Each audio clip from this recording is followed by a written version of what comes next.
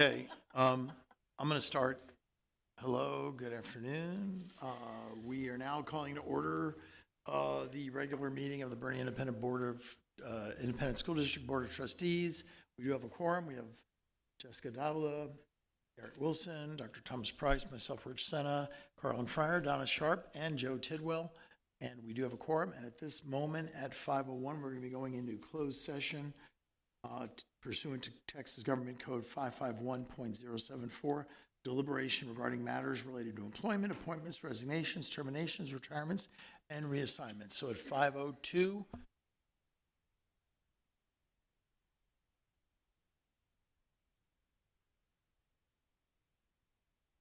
If it sits, it won't be.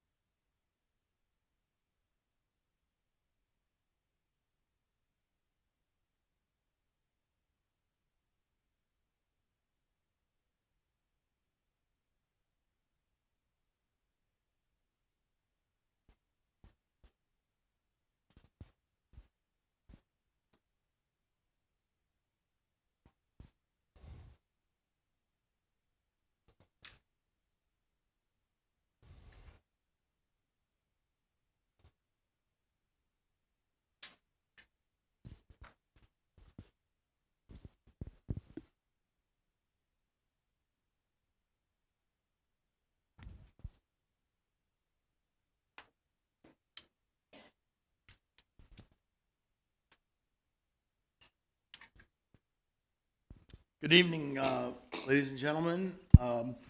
It is now 6:30, and we're calling to order the regular monthly scheduled meeting of the Bernie Independent School District Board of Trustees.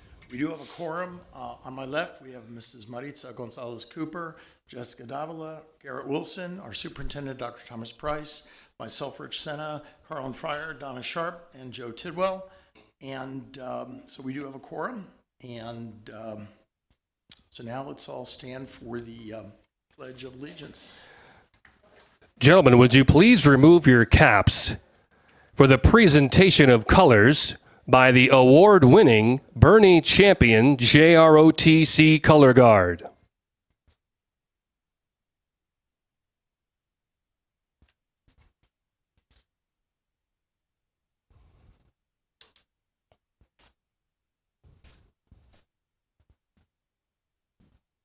Colors. Hope. Reason. Colors.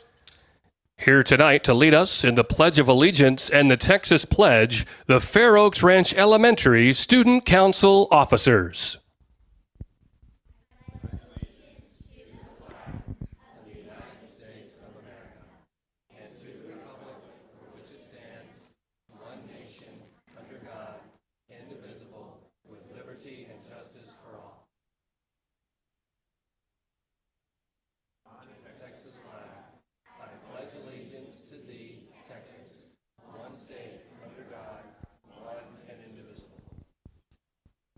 Order.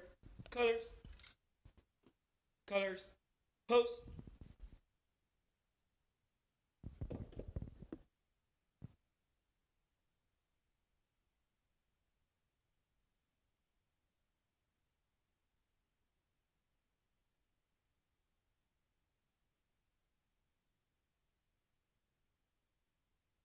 Colors turn. Arch.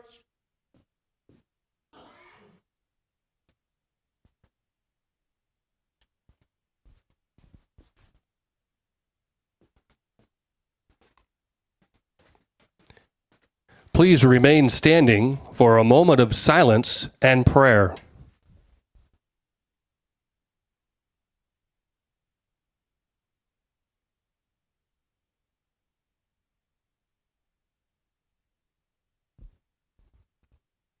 Thank you. You may be seated.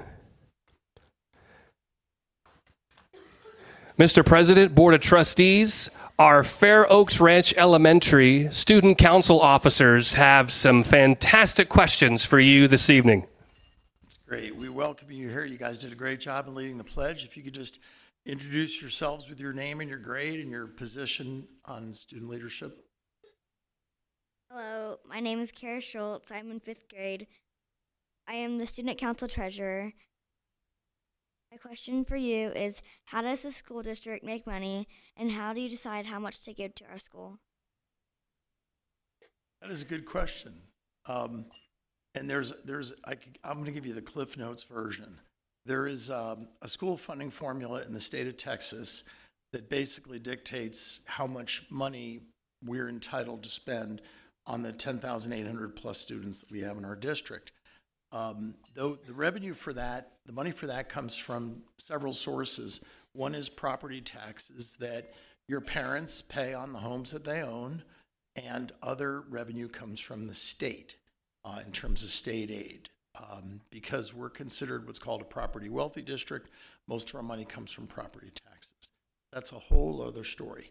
So that's how the revenue is decided, and each year we have to prioritize what's important because there's a lot of things we'd like to do, and you have to balance the budget. This is not, I don't want to get on a tangent regarding Washington, D.C., but we have to balance our budgets here in Bernie, and we do that. So any other thoughts on finance? Okay, good question. Thank you. Hi, my name is Isla Bonhomme. I'm in 5th grade, and I'm the Forest Student Council historian. My question for you is, what are the challenges of being a school board leader?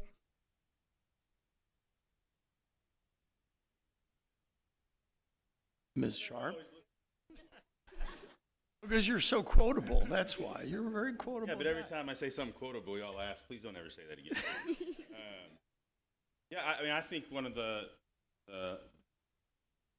to me, one of the neat things, but it's also one of the harder things is one, most of the time, very understandably, folks don't come and talk about anything when things are going well. They come when things aren't going great. And in school, if something's not going great, it's not going great with one of their kids. And it really doesn't matter, if you agree or disagree with maybe one of the reasons why they brought it up, but they're bringing it up because it's about their kids, and that means more to them than just about anything in the world.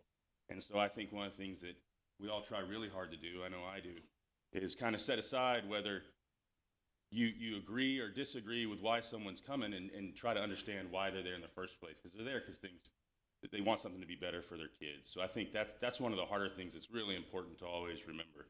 Everything we do is about somebody's kids, and you got to be very respectful and listen very carefully. Thank you for your time. And there's one thing I could add. In a school district business, you're dealing with money and children, and those are the two most valuable things to people. Depends on the order. So we face it all. Yes, sir. My name is Cole Conan. I'm in 5th grade, and I am the Fair Oaks Ranch Elementary School Communications Officer. My question is, do you get to decide what sports and activities are available at different campuses? Dr. Price, would you like to answer this? Pretty much so. They do it through the budget process. What happens every year is Coach Leach, where are you? Back there in the back. He works with a group of parents and also with our coaches, and they bring forward recommendations to the board. Over the past few years, we've added in middle school, help me so I don't mess up, soccer. Yeah. So they did a great job. So we will continue as we grow. I know one of the things that we've discussed before a couple of years ago is wrestling and things like that. So we're exploring more. We want to make sure that our belief is that our children need to be involved in things, and the more they're involved in things, the better that they're going to be able to cope. And that's not just sports. One of the other things that you should see is that we're trying to push robotics down to elementary school and middle school, Minecraft and things like that. We want to just opportunities in many areas, not just sports. Thank you. You know, Is there a sport you particularly are interested in that we don't have? Or? Tennis. okay, well, a few years back, it was a group of elementary school students that knew they were going to be in middle school in a year or two, and they were asking us about middle school soccer. And Coach Leach remembers this very, very well. It was about 3 or 4 years ago. And he said, we're putting it on the calendar, and it was added. So So students' voices are heard. Dr. Price has a meeting every month, Student Advisory Council, where he listens to the students, student leaders. There's about 30 or 40 of them in the group. And so it's a great opportunity to do what you're doing here and getting your voices out. Hi, my name is Abigail Link, and I am the president of the Forest Student Council. I'm in 5th grade. My question is, what are your top 3 goals for 2023? Garrett, why don't you take a stab at this? Are we talking personally here or for the district? I think like for the district. Okay. Oh boy. Can I do personal? Is that okay? No. You know, I haven't had a chance to think about that too much. We're 22 days into the year, but I'll give you what my goals really always are for, you know, the district and just for me personally. One, I'd like, and by the time we get to 2024, I'd like us to be a better district than we are today. So I think continuous improvement is, that's something that we always need to be working on, always looking for ways to do things better. And I think personally and as a district, we need to do that. I think we need to continue to look for ways to grow our staff and our kids, you know, make them better. That's 2. What's one more? Anybody else? Student success. Yeah, well, that's important. Kind of covered that with number 2, I think. But yeah, we just had a groundbreaking for the 8th elementary school, so that'll be exciting to see in 2024 also. It's Abigail, correct? Okay. The board adopted 5 months ago in August of 22 our legislative priorities, and every 2 years the Texas legislature meets, and they come up with all sorts of laws and make a budget, but they have a tremendous impact on public education. So we have our wish list, and a lot of your parents got these crazy appraisal increases on their homes, which means that they pay more in taxes and the state pays less. So we're asking for the state to use its surplus to help us reduce our local tax rate, but also throw more money to public education so that we can pay our staff the way we'd like to pay our staff. So those are 2 goals that needs cooperation from the legislature, but we're going to fight hard for it. Thank you for your time.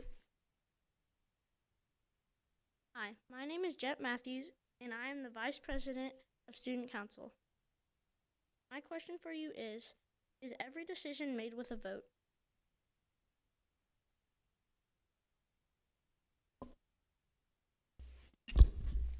Sure, I'll tackle this one. So yes and no, right?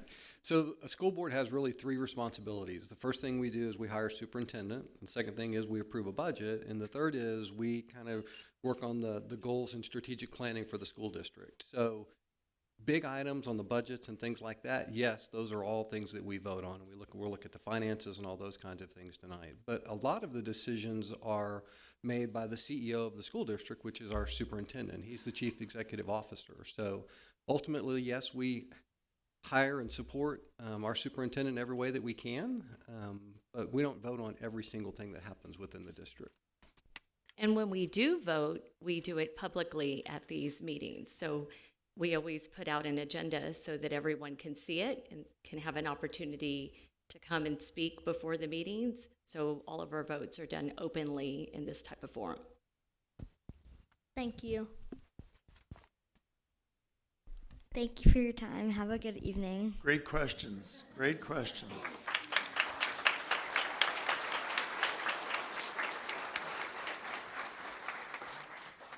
Okay, thank you, students. Those were great. Okay, we do need an approval of the agenda. So move. We have a motion and a second. Any comments on the agenda? All those in favor say aye. Opposed, same sign. Okay, motion carries. Okay, Mr. Benway, we are off to recognition. We are recognizing a lot of students tonight, are we not? Yes, sir, we are, Mr. President, and also like to thank our Board of Trustees, Dr. Price, and our esteemed guests.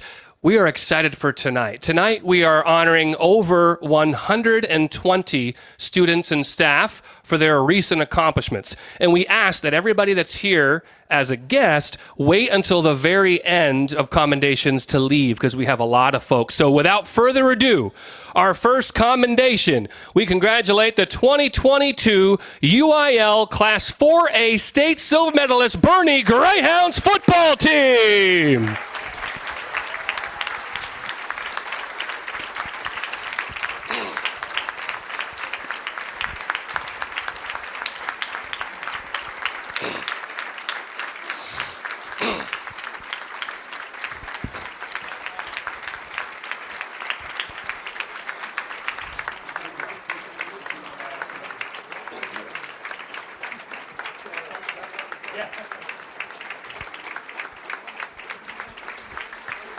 They're almost done. They're still coming.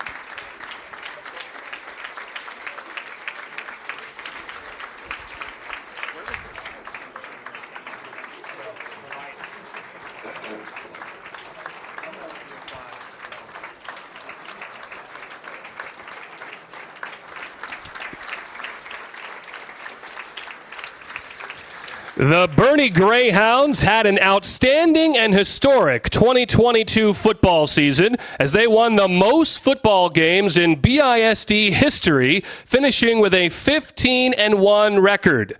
Bernie won the district championship for the third straight season, outscoring their opponents by a combined score of 223-31.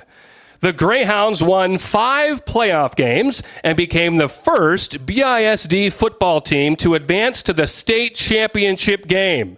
In the playoffs, Bernie dominated their opponents, scoring over 50 points twice, as well as posting 2 shutouts. The Greyhounds shut out Tyler Chapel Hill 35-0 in the state semifinals before falling to China Spring in the state championship game. The Greyhounds you see in front of you brought Bernie and the surrounding communities together during their historic state playoff run. And now please pay close attention to the video board for highlights from this historic season.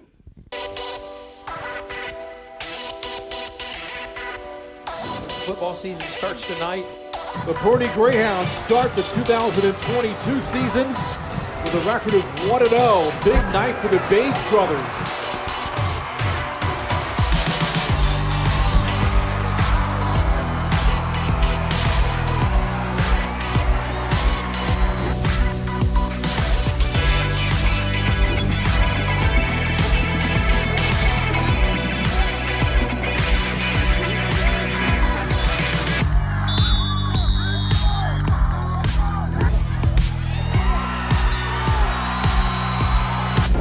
Perfect 10-0 for the first time in school history. And now, Kerry, they begin their second season.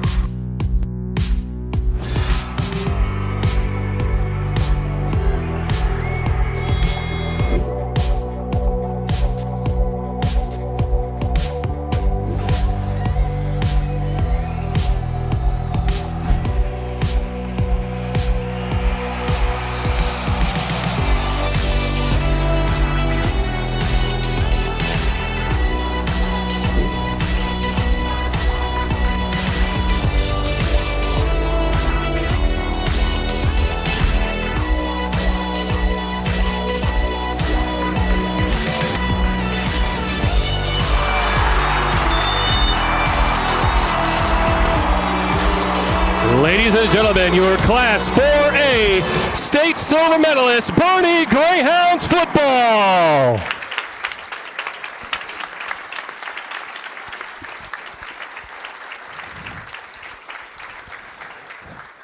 And now if we can all line up for a photo. So gentlemen, please stay right where you are. Let's look at the official photographer, Coach Leach, first.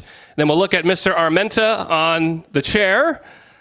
And while we're doing this, can we have the parents of these fine young men either stand up or raise your hands? And we want to thank you for your support of the Greyhounds as well.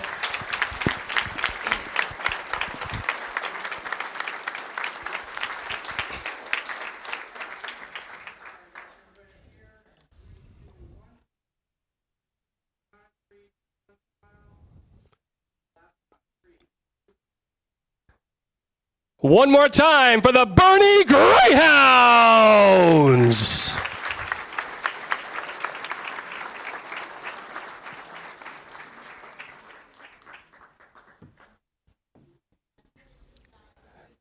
And Coach Hendrick said if you want to go to Dog and Pony right now and have a burger with them, that's where they're all going. So head on over to Dog and Pony and hang out with the Greyhounds. If we can have our board members and Dr. Price now come down to the front for the rest of our commendations.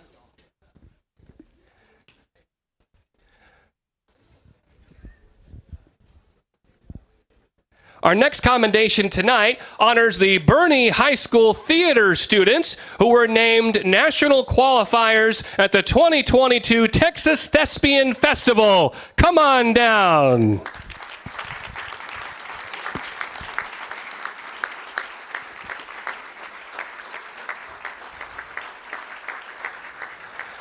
Over 3,000 theater students from all across the state competed in over 30 different events at the festival. The Greyhounds placed in the top 3 for most qualifiers at the festival to the national level.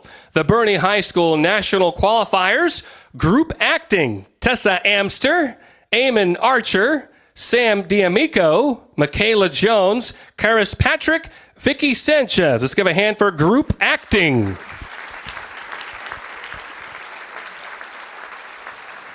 And then the monologue acting national qualifiers: Samantha Spencer, Peyton Yarborough, Haley Martin, and Lainey Smith. Let's give them a round of applause. This outstanding group of students has made Bernie ISD and their community very proud. Let's give it up one more time for our theater national qualifiers. And if we can have the parents of these students either raise your hands and stand up, we want to make sure we recognize you and thank you for your support. Let's give them a round of applause. Thank you for your support.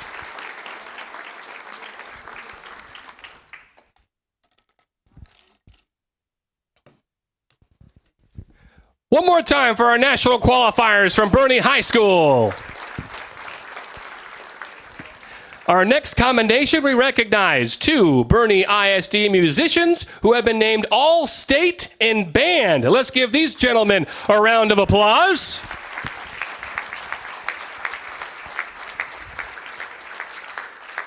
Champion High School senior Ethan Ratliff made the Texas Music Educators Association All-State Band, while Bernie High School senior Connor West was named to the Association of Texas Small School Bands All-State Squad. Ethan is the first musician in Champion history to make All-State 3 times, while Connor has made All-State for the 2nd year in a row. These are some of the best students in the state, and we are extremely proud of their accomplishments. The BISD All-State Band members will be performing at the Texas Music Educators Association Clinic and Concert at the convention in February. One more time for Ethan Ratliff and Connor West.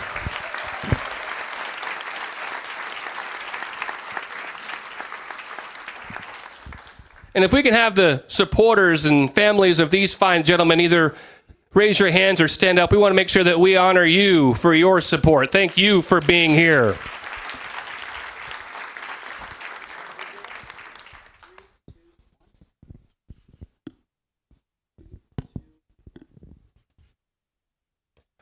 Our all-state qualifiers. Great job, gentlemen. Our next commendation honors 4 Bernie ISD coaches who earned regional honors from the Texas High School Coaches Association. Let's hear it for these fantastic coaches.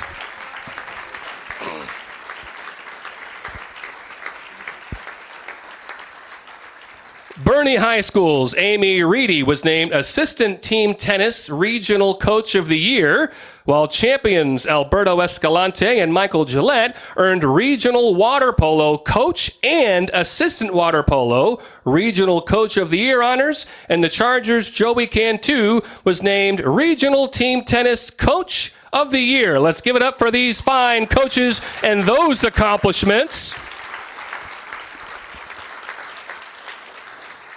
Greyhound tennis and Charger water polo each earned a UIL state silver medal, while Charger tennis advanced to the regional finals. These coaches exemplify the very best of Bernie ISD and are exceptional leaders for their student athletes. Congratulations to coaches Amy Reedy, Alberto Escalante, Michael Gillette, and Joey Cantu for earning these honors from the Texas High School Coaches Association.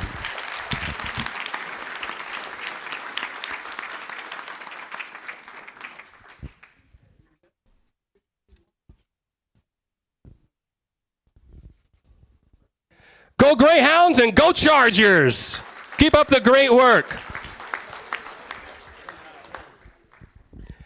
Our final commendation this evening celebrates School Board Recognition Month and the BISD student artists featured in the 2023 School Board Recognition Month calendar. Let's hear it for these talented artists in Bernie ISD.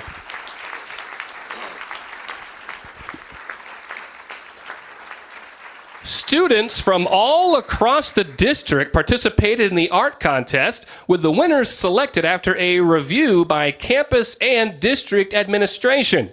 Each student selected to have their artwork featured in the calendar will receive 5 calendars for themselves and those gift bags back there when they leave with other BISD prizes. The student art contest winners for School Board Recognition Month are from Bernie High School, Eleanor Davis.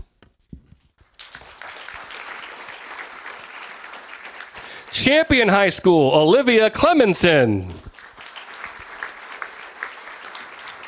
Bernie Middle School North, Gabriella Bunker.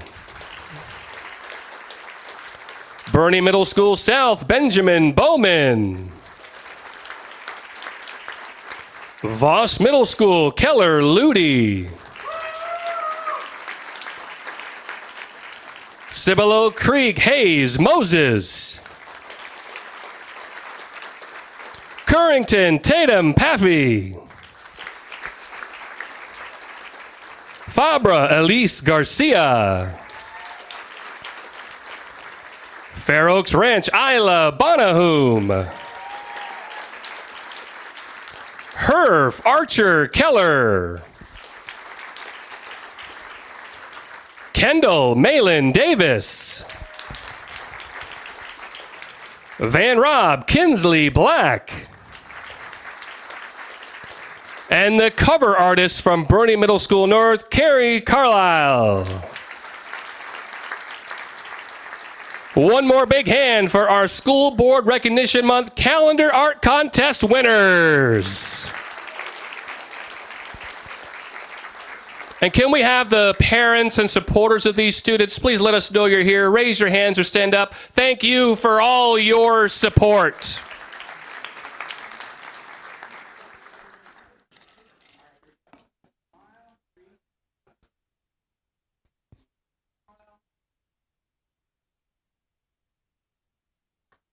And if we could have these students stay up here real quick, and if you could focus your attention to the video board for a special School Board Recognition Month video.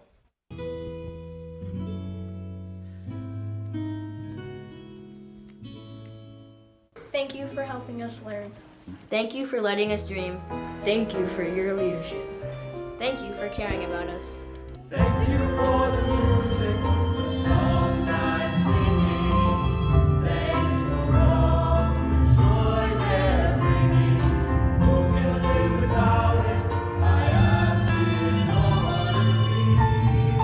What will life be without a song or dance for me? So I say thank you for the music, for giving it to me.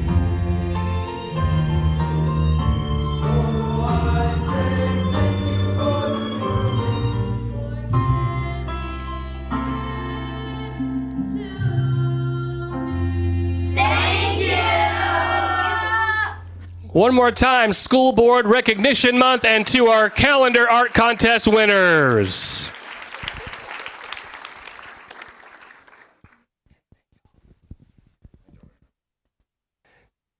And we have one final special recognition for tonight. We have 2 PTO presidents that we're going to recognize. So if you're here, please come on up. From Voss Middle School, Sarah Lynn Wolf. Is Miss Wolf here? Come on up, Ms. Wolf. And from Kendall Elementary, Mr. Jacques Dubois. Jacques, please come on up. And now Dr. Price will make a special recognition. We just wanted to take a few minutes to thank you both. Leading PTOs are a challenge, just like leading any other organization.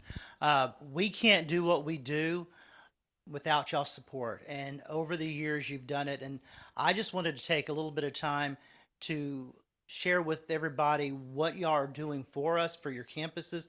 And if you could just tell us the amount they're donating tonight is just wild.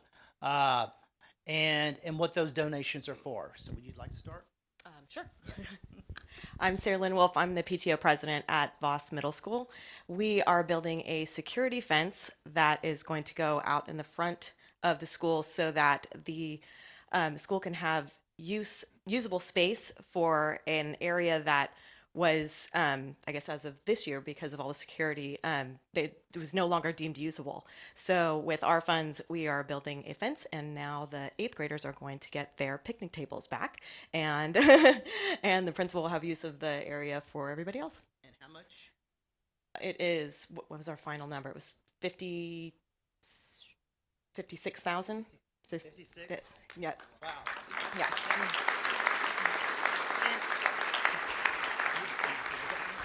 And one of the things, and one of the reasons we wanted to have you come up here is because when we announce our fence is being built, I think, people say, so what? And it's just that much.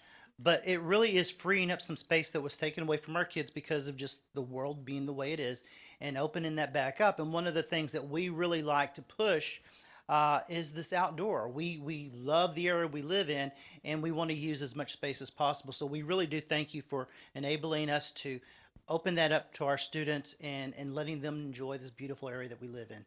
And thank you for your donation. Thank you. We're excited to do it. And Jock, tell us about yours. Thank you so much. So Kendall Elementary is doing an outdoor dining area. As you know, the schools are kind of crowded. The kids love being outside. So we're doing an outdoor dining area, and the check is $77,732.08. Every penny counts.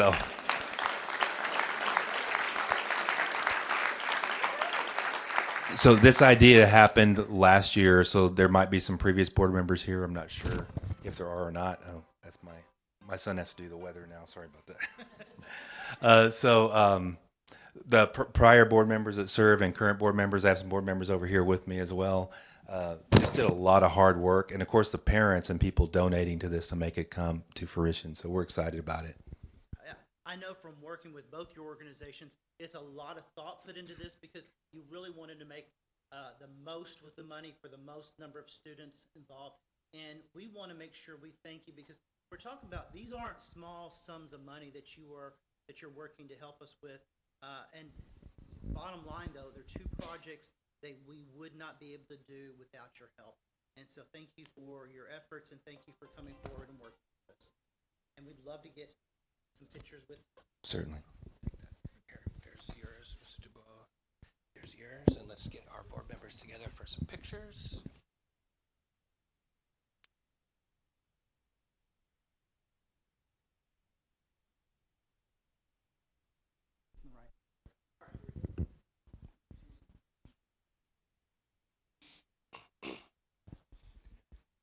One more time for Kendall and Voss PTOs. Thank you for your support. And this is come to the conclusion of commendations. As our board president, Rich Senna, would tell me, you can always stay until the end of the meeting. However, if you would like to leave now after commendations, now would be the point to do so. Thank you all very much for coming, and we have a lot of great stuff coming up. The finance report from Mr. Scott's coming up, and that's always exciting.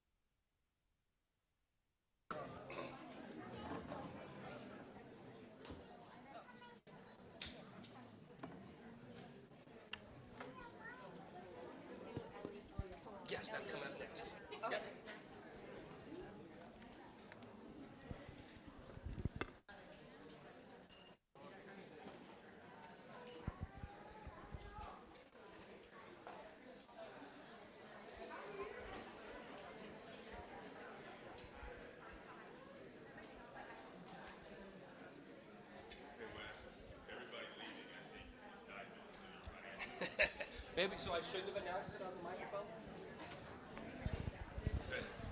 Knock it off a little bit on the beginning joke. It's been a little weaker. I'm gonna have to leave and do some research. I'll be right back.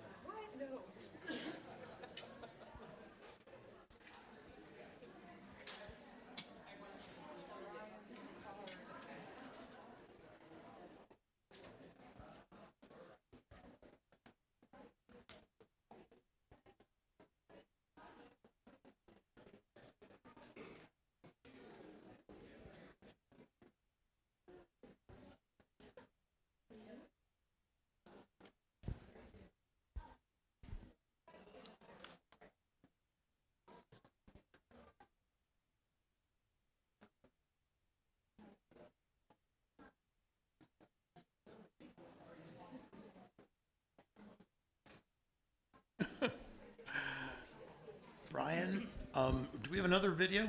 Yes, sir. We have our upcoming Bernie ISD video highlights, which will feature a highlight video of our CTE programs, as well as the Bernie Education Foundation Wow Moment and our January Student Limelight recipient.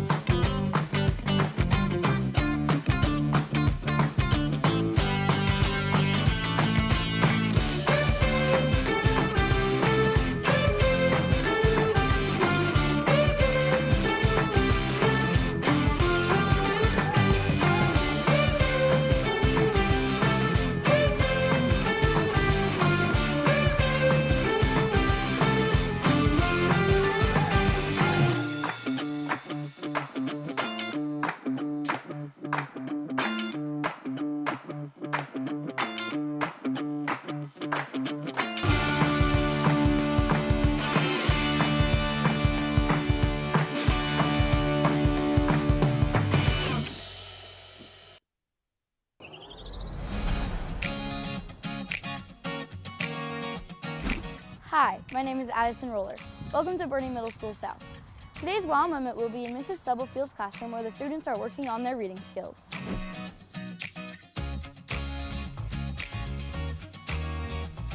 BEF funded a grant for my students to use to help with focus. It's called Driven to Focus, and students, as they're working on their learning, can utilize this kinesthetic desk pedals, and they're motivated as well because it'll show them their calorie intake and how many cycles they have on it.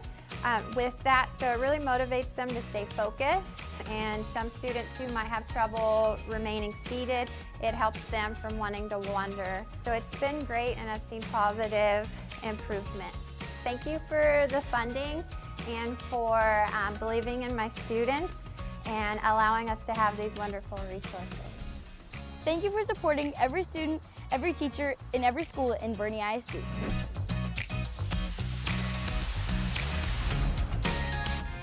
This month's Limelight recipient is Ellie Kalong, a third grade student at Fair Oaks Ranch Elementary. Ellie is a wonderful example of a Bernie ISD outstanding student. She is a diligent student who excels in the classroom. She consistently demonstrates respect for others, and she is a passionate advocate of conservation for animals and the environment. Her enthusiasm for conservation has inspired classmates to join her efforts. Ellie is very active in organizations in and out of the classroom. She participates in the school Kindness Club, Girl Scouts, volleyball, basketball, softball, and swim team. Her teachers see Ellie as a leader in the classroom, someone who is creative, encouraging, and includes all students. Her smile and calm demeanor brighten everyone's day. This month's Limelight recipient is Ellie Kalong, third grade student at Fair Oaks Ranch Elementary. Yes, please, round of applause for Ellie. We'll have her come up in just a second. Mr. President, a couple things I wanted to point out about the videos that we just saw. First and foremost is just like with the board recognition video, our department had help from the Bernie High School and Champion High School audio-visual students. So they helped with a lot of those highlights that you saw, particularly on the CTE video. So we're very proud to have that partnership with the Bernie High and Champion High AV students. And of course, for the wow moment, I think all of us that work in an office want one of those bicycles as well. They're fantastic. But now, really the part we enjoy is the limelight of the month. So without further ado, Mr. President, board members, Dr. Price, please welcome up from Fair Oaks Ranch, Ellie Kalung. Come on up, Ellie. And I told Ellie that I think y'all have some questions for her. Yeah, I'm sure we all do, but Ellie, congratulations on receiving that. And I hope you understand how special that is, because there's almost 11,000 students in Bernie ISD. And we only pick out 7 or 8 or 9 of these a year, and you're one out of 11,000 that got that. So that's really incredible. But one thing I noticed, you're involved in a lot of things. How do you juggle all that time?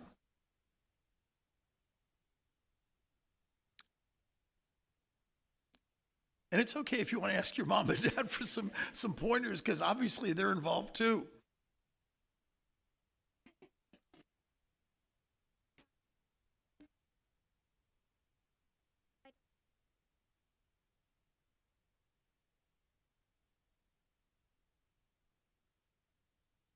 Okay, if you've already learned that in the 3rd grade, that's awesome. I did not learn that till I was in my 30s. Okay, so you're way ahead of me.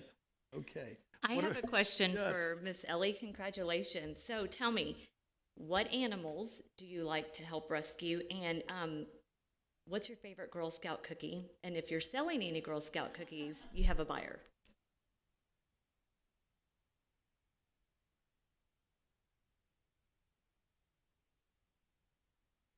Ask my mom could try to like can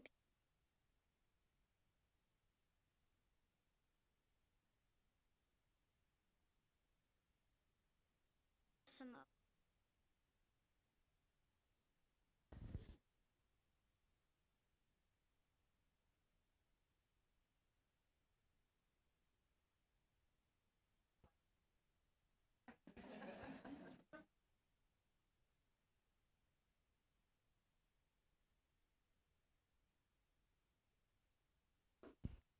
Congratulations, Ellie.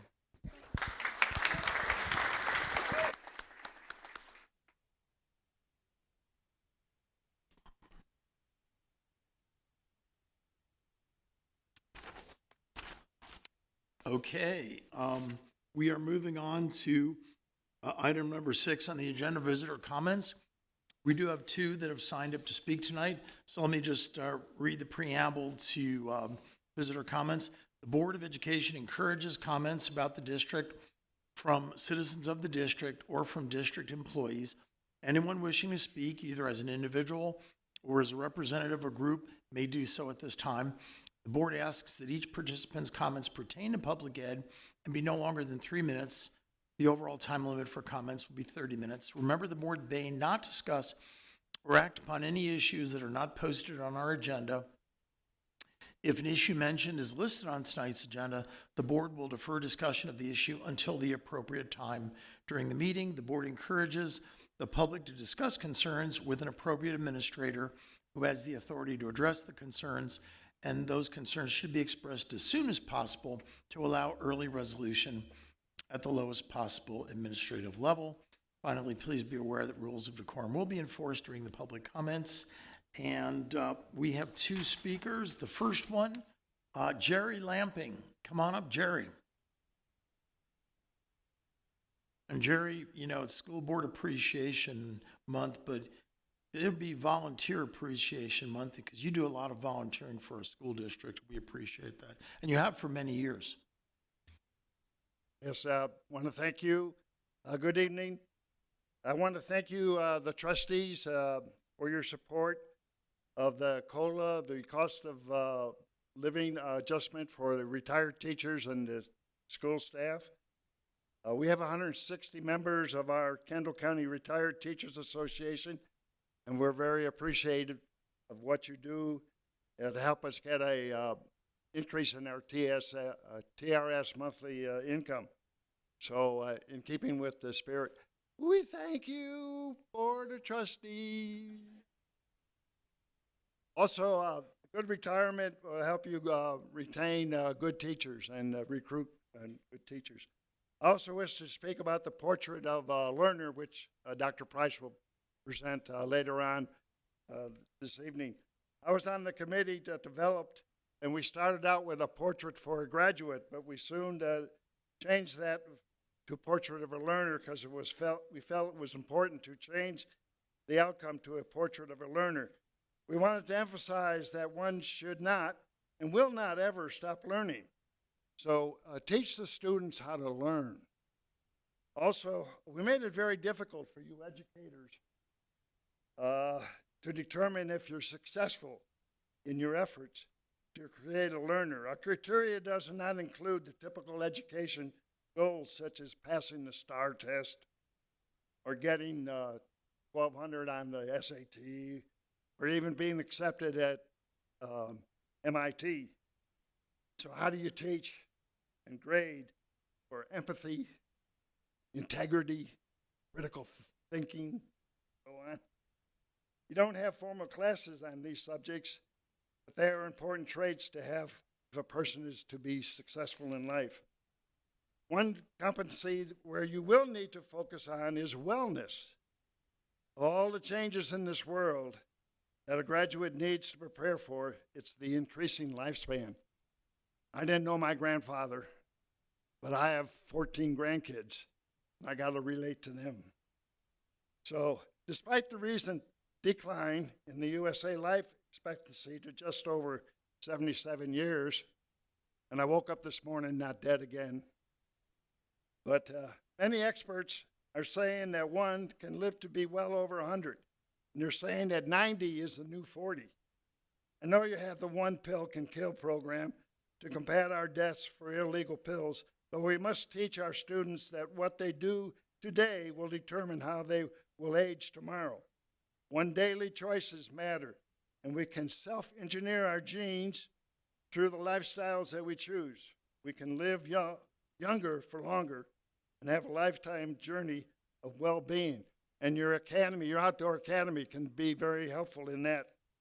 One important factor in staying healthy is to begin new things, to learn new things and develop new skills, and to challenge our brain.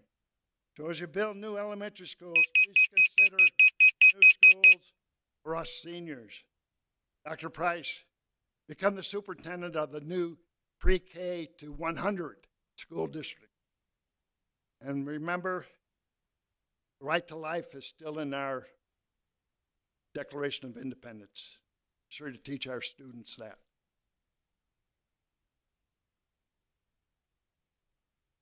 Thank you. Thank you, Jerry. Our next speaker is Susanna Hogan.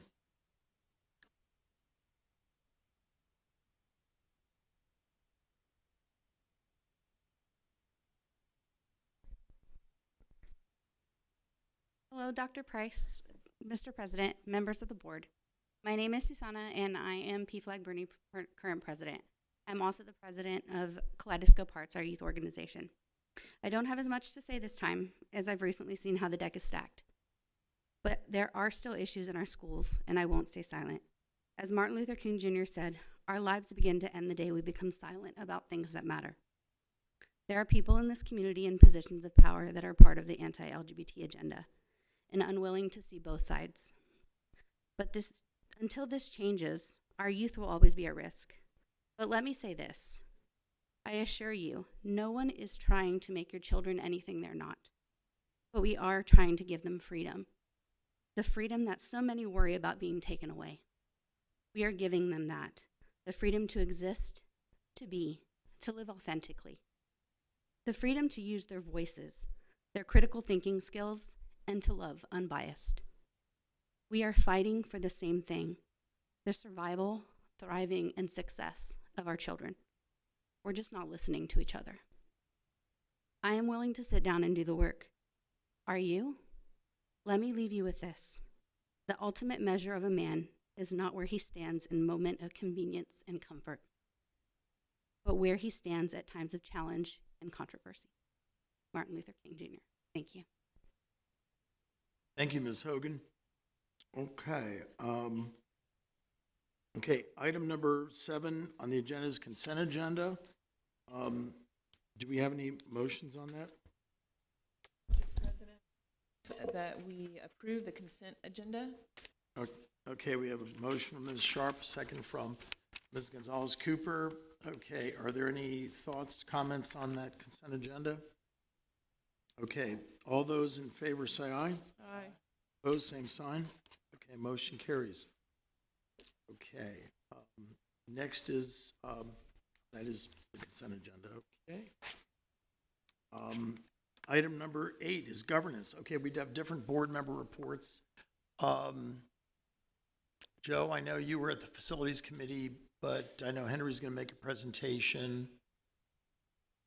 Any comments up front? No, I'll let Henry handle most of it. The only thing I want to do, which I try to do as often as we can, is just commend Henry and his team. Everything we're doing, particularly with the bond, ends up being gigantic numbers. So I think it can be easy to lose sight of how much better our gigantic numbers are relative to a lot of other folks in the state. We'll get more numbers later about what we're doing, but I'm really proud of what the numbers are looking like and coming in so far. You've got other places very, very, very close to us that are spending $45 to $55 million for an elementary school, and that's just not what we're doing. We're going to get very, very high quality, great facilities for a very good price given the market, and a lot of that, really huge amount of that credit just goes to Henry, you and your team, particularly on pretty much letting everything out to bid. And that's a whole lot of work on our end, but I think we see the dividends for that already. So I'll let Henry take care of the rest later. Thank you, Joe. Donna, any committees? Okay, Karen, we're going to go, whoops, Karen, I know you're going to, Finance Committee. Yeah, to piggyback on to what Joe said, I mean, I think the administration is doing a really good job in a couple different ways. One is with facilities and just managing the costs of the bond. But in our Finance Committee meeting this month, we were just talking about how we're financing the bond and where that money is coming from. And I think we're also doing just an exceptional job in financing the costs that are happening. Not only where is Henry and his team saving us probably tens of millions of dollars, just in the elementary school, like you noted, but also in the way we're financing these and structuring them. I'd say in the next, we'll look back 5 or 10 years from now and say that we legitimately saved tens of millions of dollars in how Wes and his team are structuring these bonds. So just a little bit about what we talked about in the Finance Committee meeting, and I don't want to steal all your thunder here because I know you're going to talk about some of this, but we went over the January budget amendment, which there wasn't a lot of meat on that. It was mostly the main change there was just due to increased fuel costs, and so that was really the main significant budget amendment. We also discussed the debt management and kind of the schedule of how we're going to take out the debt for this 2022 bond. I thought what was interesting about that, and to give a little color to what I was saying just a bit ago, is that out of this bond total between the two is $165 million.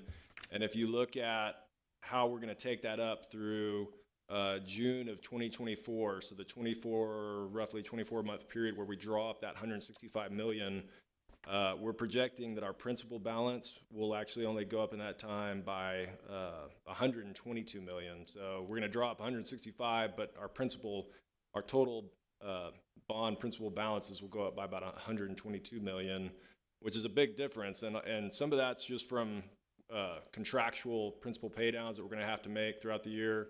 But also it's just due to paying off debt early and defeasing debt early because of how Wes and his group are structuring these bonds. We also We also went over the quarterly investment report, and that was, we're living in kind of a crazy time right now with an inverted yield curve. And that was really, you kind of wonder how that's going to play out in real life, you know, and when you're talking about the numbers like a school district has and taking out $150 million in financing, right now we're actually making more money on the investments from the bonds than we're paying on the interest. And so while that money is sitting in our account, at least until Henry's team spends it, we've got a negative interest bond. It's basically a zero interest bond. And so that's kind of cool. And they're doing a good job investing that. You know, I think the big story is that if you start to look at how our debt is structured and our ability to pay off debt over the next 5 years, we're potentially, even if you kind of take a conservative forecast for the appreciation in property values, we should be paying off our principal at about 2.5 times the contractual rate. And I think that's a really good thing. So. Great, thanks. Any questions for Garrett? Okay, Jessica. My report is way more fun than that. For the Bernie Education Foundation, just mark your calendars for March 4th, 7 o'clock at La Cantera. We're having Rock On, which is Havana chic. If you don't know what that means, the Bernie Education Foundation has graciously posted some attire for you to look at. So far, we've sold 25 table sponsorships. We have tables and other sponsorships, underwriting sponsorships still available. We are accepting silent auction donations, and we're excited to announce it. We will once again be auctioning a golden doodle puppy. So the one from last year lives behind me, and they're very active and a little noisy. So no, I'm not going to get one. But somebody. Okay, thank you. And I already have my guayabera for the night, so I'm ready. That is part of the Havana chic attire for men. Okay, Maritza. Okay, I will go over the legislative advocacy. We are in the 88th session of the Texas legislature. It started on the 10th. Today is the 23rd, so they've been meeting for 13 days. The legislative session goes on for 140, so they're almost 10% of the way through. Normally, they don't do much of anything in the first 30 days. However, both the House and Senate leadership have initiated their initial budget for the state, and they're very, very, very similar. You may have read in the news that the state of Texas has a record from the current biennial budget, which ends at the end of August of this year, has a $32 billion surplus and an expected amount to spend or reduce taxes by $36 billion for the next biennium. These are record numbers. So what both budgets are proposing is using a significant part of the available money to reduce property taxes. And the reason for that is basic. Appraisals have gone up radically in the state of Texas. It's not uncommon in Bernie ISD for us to see 35% appraisal increases. Now, for homestead exemptions, you're limited to 10% a year increase. But at a 30% increase, that's 3 years in a row of 10% school tax or property tax increases, and that is significant. So a good chunk of the $32 billion, approximately $15 billion, is designed for property tax relief. That would take the effect where the state throws more money into K through 12 education, but then requires the district to offset that same amount with a property tax reduction. That's good in terms of property tax relief, but what our legislative advocacy calls for is also an increase in the basic allotment, which is the amount of funding per pupil that gets generated, because there's been cumulative 14% inflation since 2019 session. So we feel, but there's been no change in the funding formulas.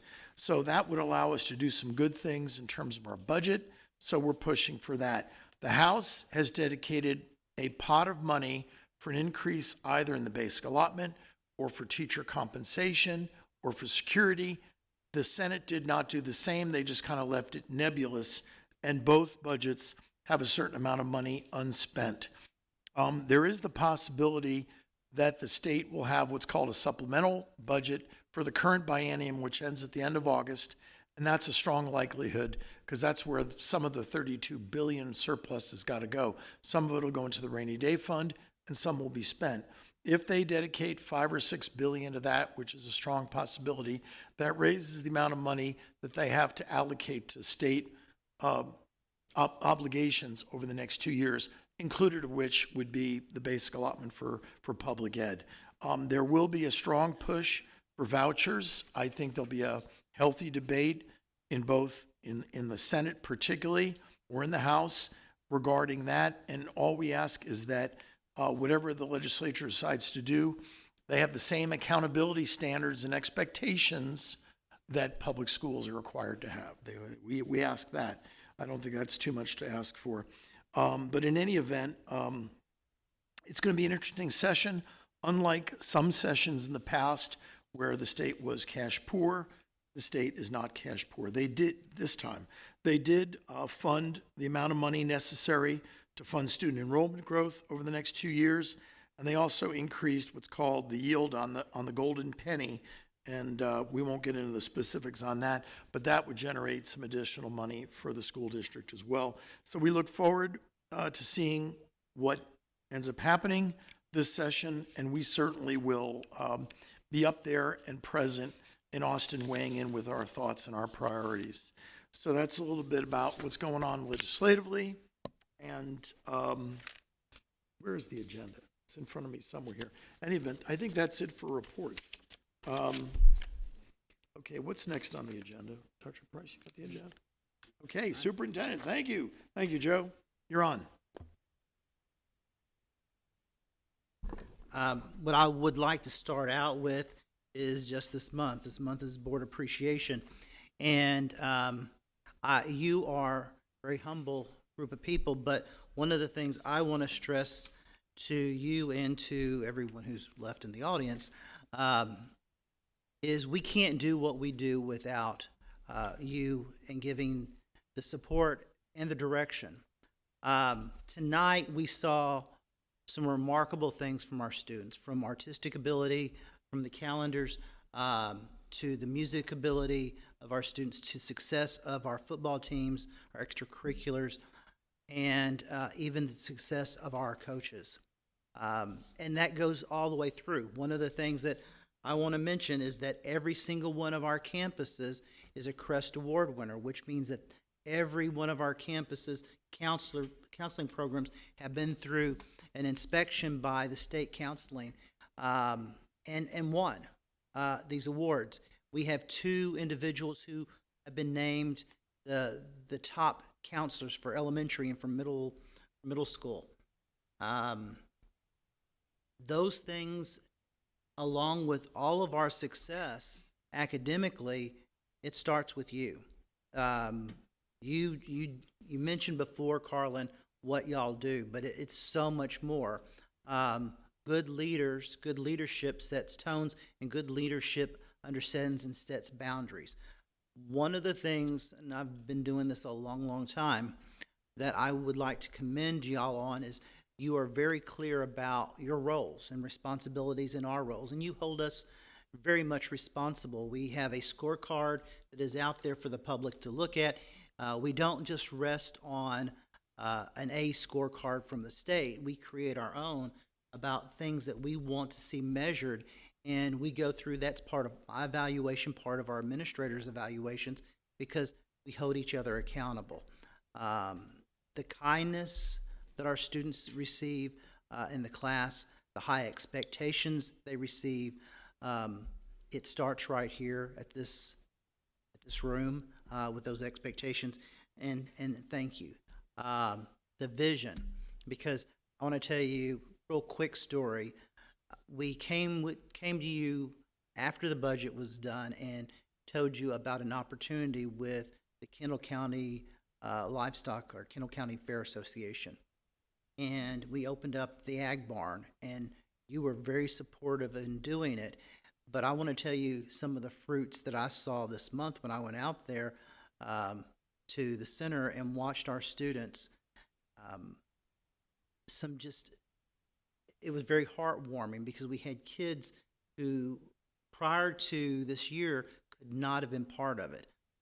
We had over 40 students because they live in a subdivision, don't have room, could not have raised an animal and been able to go out and experience and learn, because it is a very much a learning opportunity where these kids have to run a mini business, and that's that raising the animal, buy it at a low price, sell it at a high price, get the awards. But one individual, and there's a lot of different stories, but one young man who I met was at I'll say one of our private schools and moved over just to do that. Another senior, never raised an animal before, and I can't remember if it's goat or sheep, but what I can remember is that he sold it for $124,000. He'd never done this before. And he's going to use this for college and, the next step. But I go back to your vision and understanding, because it all sounds real easy that you here's the story, here's the budget, we have to make it all work. We came to you with a request to move some funds around and make this opportunity work.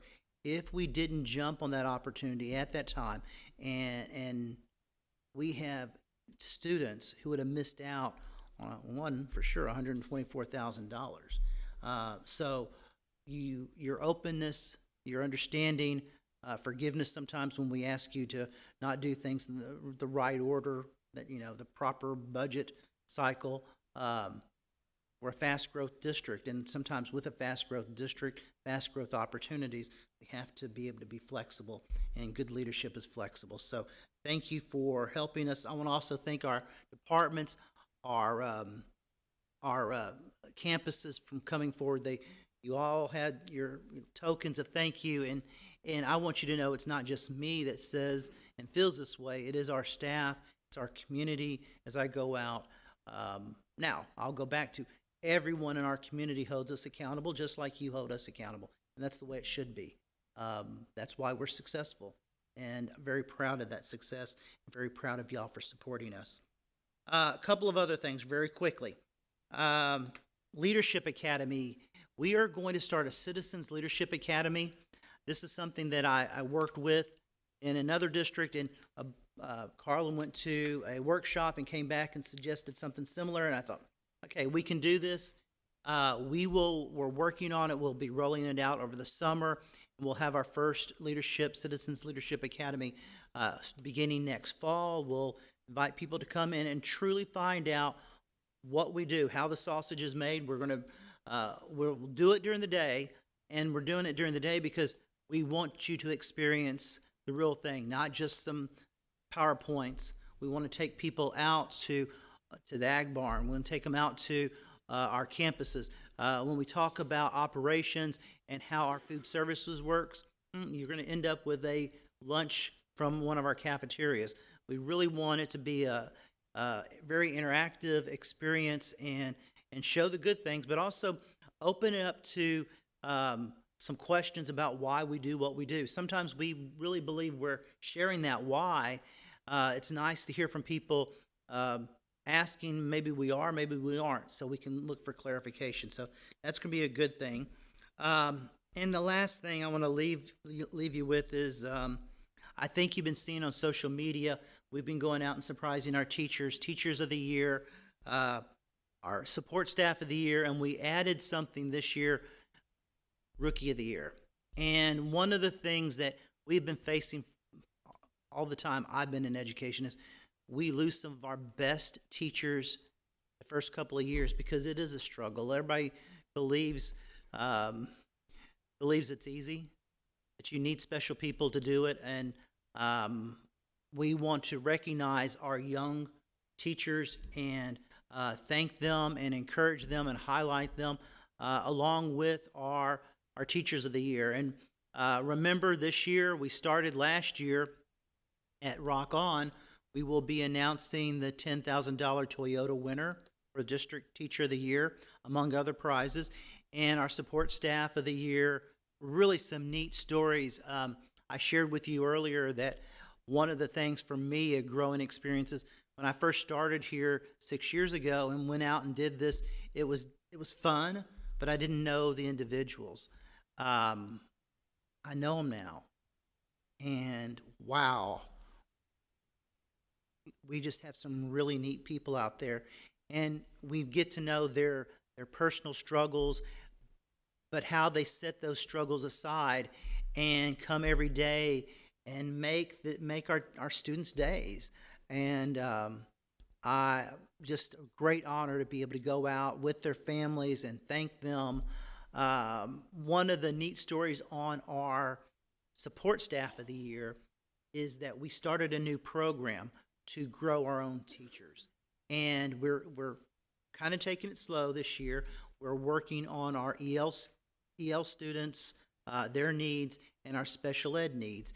And of the 12 support staff, 12 or more, I think we do the operations and others, but of the campus, we had 3 of those who were already in the program, and basically they're teaching classes for us. And so it was real hard. Are they teachers? Are they support? But right now they're categorized as support, but they're giving up their time. Their passion is to teach our children, and I'm real proud of our HR department for figuring out a way of doing that. And as we understand this better, we're going to grow that into other high needs area like our science areas, our math areas. We're also going to look at our master's level, because we want to grow the opportunities to do more dual credit, and we know those are shortage areas also. So I commend our HR for doing it, and it was really neat when you're talking to those future teachers that are already teaching, and just the pride they have in what they're doing, and the thankful to all of us for giving them the opportunity. We have special folks. That's one of the reasons that we're a special district. So wonderful, wonderful fun doing that. And I'm looking at my chicken scratch. I think that's really all. But again, thank you for what you do. And I'll take any questions you may have. Maybe our kids can start getting money for those eggs. I tell you what, we started, Van Rob I know has a good eggs coming. I know that, where is it? Barbara has them coming. I know a couple of other campuses are exploring it. I'm about, one of the things we do at my house is give cakes away. And cookies. Yep. We're about to go raid some of those places. We need some eggs. I did not realize how much a dozen cost. Woo. And Dr. Price, we've topped 10,800. 10,800, we're where the demographer said we would be. It's maybe 2 months shy of where we thought it would be, because we were hoping in October. But one of the things I want to clarify, it really doesn't, some people think if you don't have that number at snapshot, it doesn't really affect our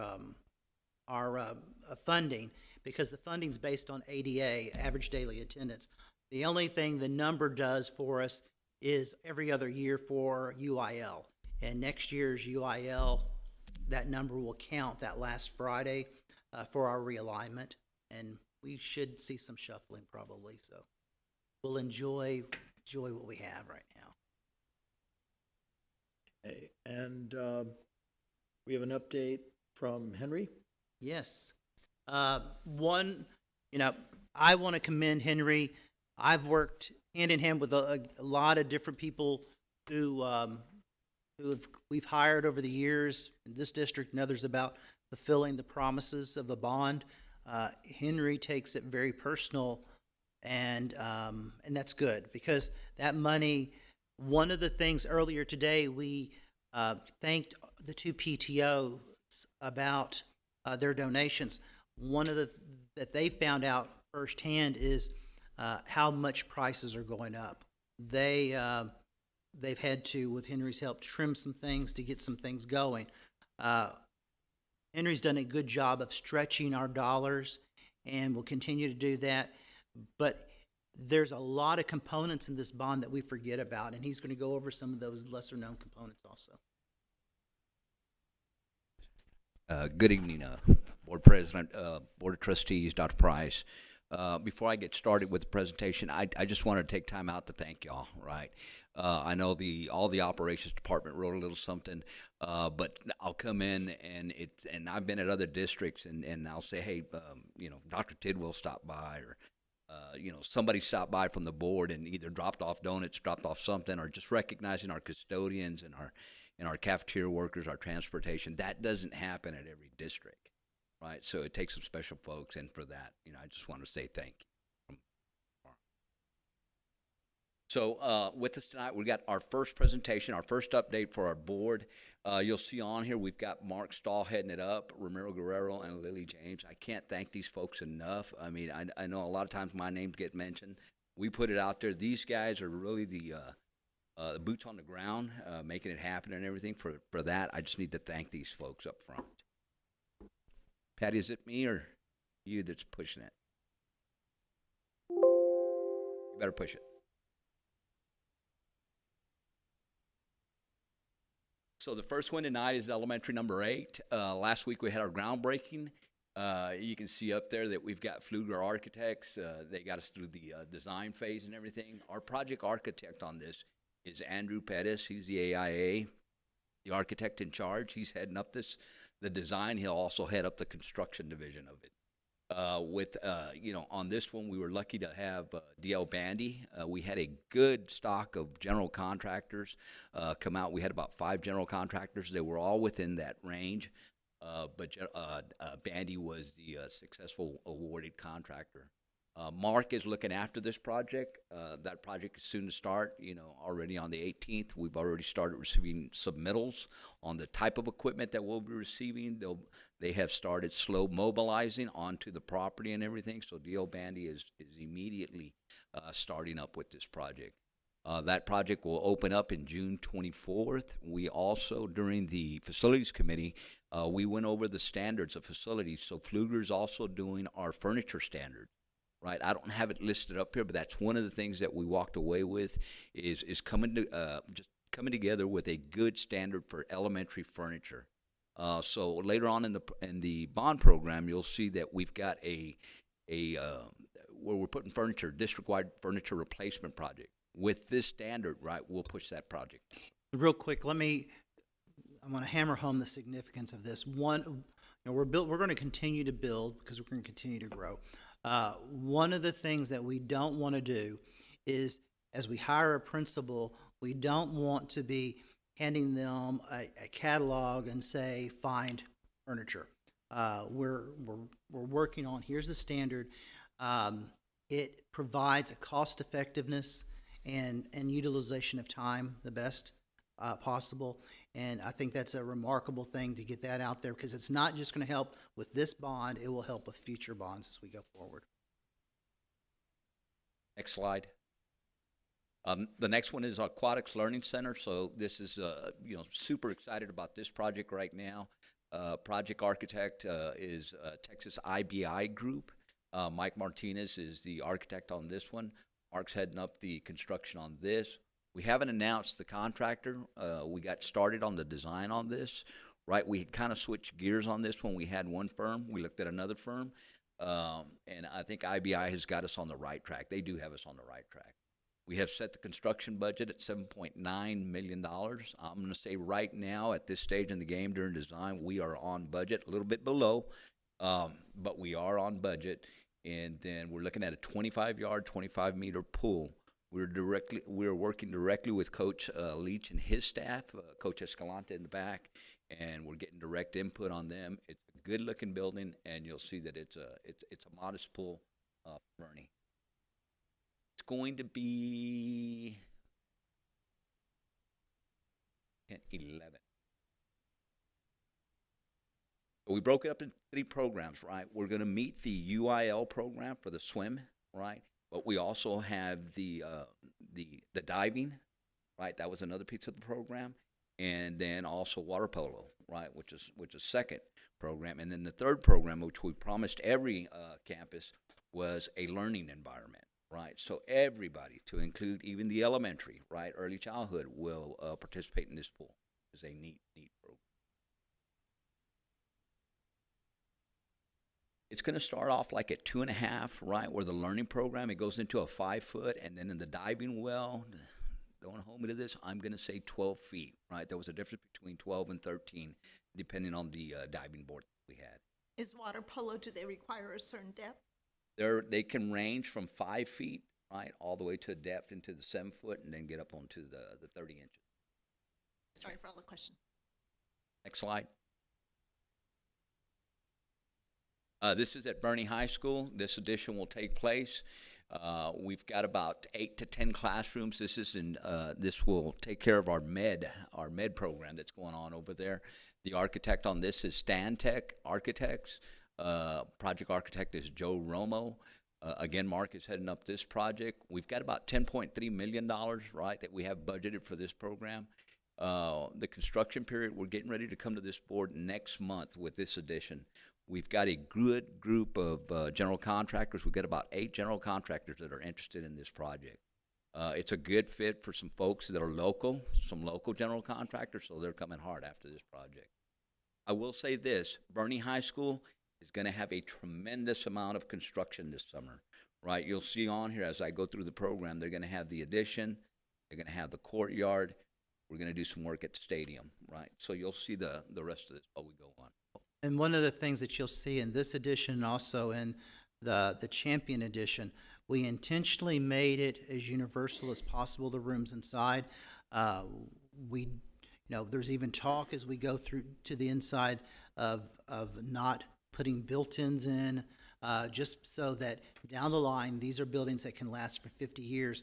What we don't want to do is engineer and design for one thing, and then that one thing is not what we need 10 years from now. So we intentionally went through with the design, and I think that's helped with the cost also. Sure. The bids, it advertised and it closes, I think it closes this week. Next slide. I was talking about the courtyard earlier in the program, right? On this one, you'll see where we're coming in at Bernie High School. That's that courtyard that's in the center of that, the hub of the school, the heart of the school. We've got MTR engineers looking at that. They're going to take care of the drainage, all the broken concrete. We're going to rip all that out. It's going to have more of a collegiate feel when you go through it. We're working with Patty and her team to bring technology out into the courtyard and everything. So really a neat project. It'll take care of all the drainage that's out there. We've got about $1.7 million that's budgeted for this. We should have the drawings out in the next 2 months. We will start construction in May and get that wrapped up by the time hopefully school starts in August. So that's coming pretty quick. And like I said, this is actually a very nice project that's going to happen over it. That's going to be nice. This is another one we're working with our PTO out there. They've got, they're helping out with some of the canopies, and we've got them, and they're going to raise some money to help us out. So we'll And even some of the design suggestions they've helped us with. Again, a true community coming together to make this work. Yes, sir. Next slide. This is another project that's happening out at Bernie for a long time. The property out at Bernie had not been platted, right? So we're going through the platting process with the city of Bernie. And within that, right, we're having to clean up the drainage out there and also provide additional parking in and around the stadium and everything. So we'll put this drainage project in. We're going to have a detention pond you'll see off to the left. We've got MTR engineers. Ron Ramirez is the engineer director. Mark Stahl's heading it up. We've got a budget of right under $6 million. A lot of money for a drainage project. It's very needed. In order for us to continue on with the construction Bernie at high school, we're going to have to take care of the drainage issue out there. So again, we'll be bringing on additional parking, improve the drainage out at Bernie. Next slide. This is another parking lot that we're doing. This is the one at North. This is behind the Rock House where Stan lives. And what we're doing here is anticipation of the addition that we have coming on in the second year, right? We'll be taking some of the teacher parking over at North. So in anticipation of that, we're going to create this parking lot on top of that. We're also going to clean up the area around Stan's Rock House, right? That rock house that's there, bring in some granite, clean that up.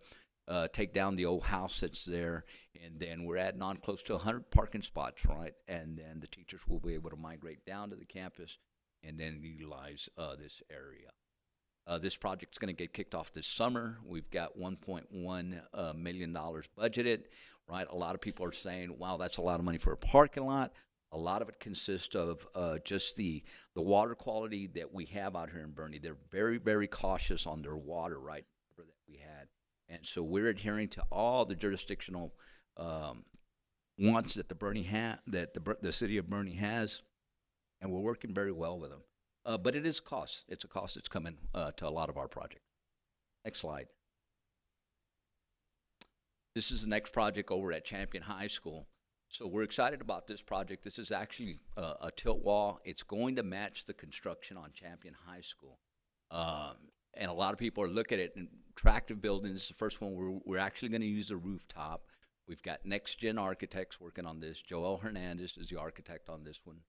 Mark's heading up the project. We haven't announced the contractor, but this is another project where we have a good, healthy group of contractors coming out and bidding on this. This is going to go pretty quick because of the tilt wall construction. They'll lay the slab. It's going to be slab on grade, and then they'll come up with the walls pretty quick.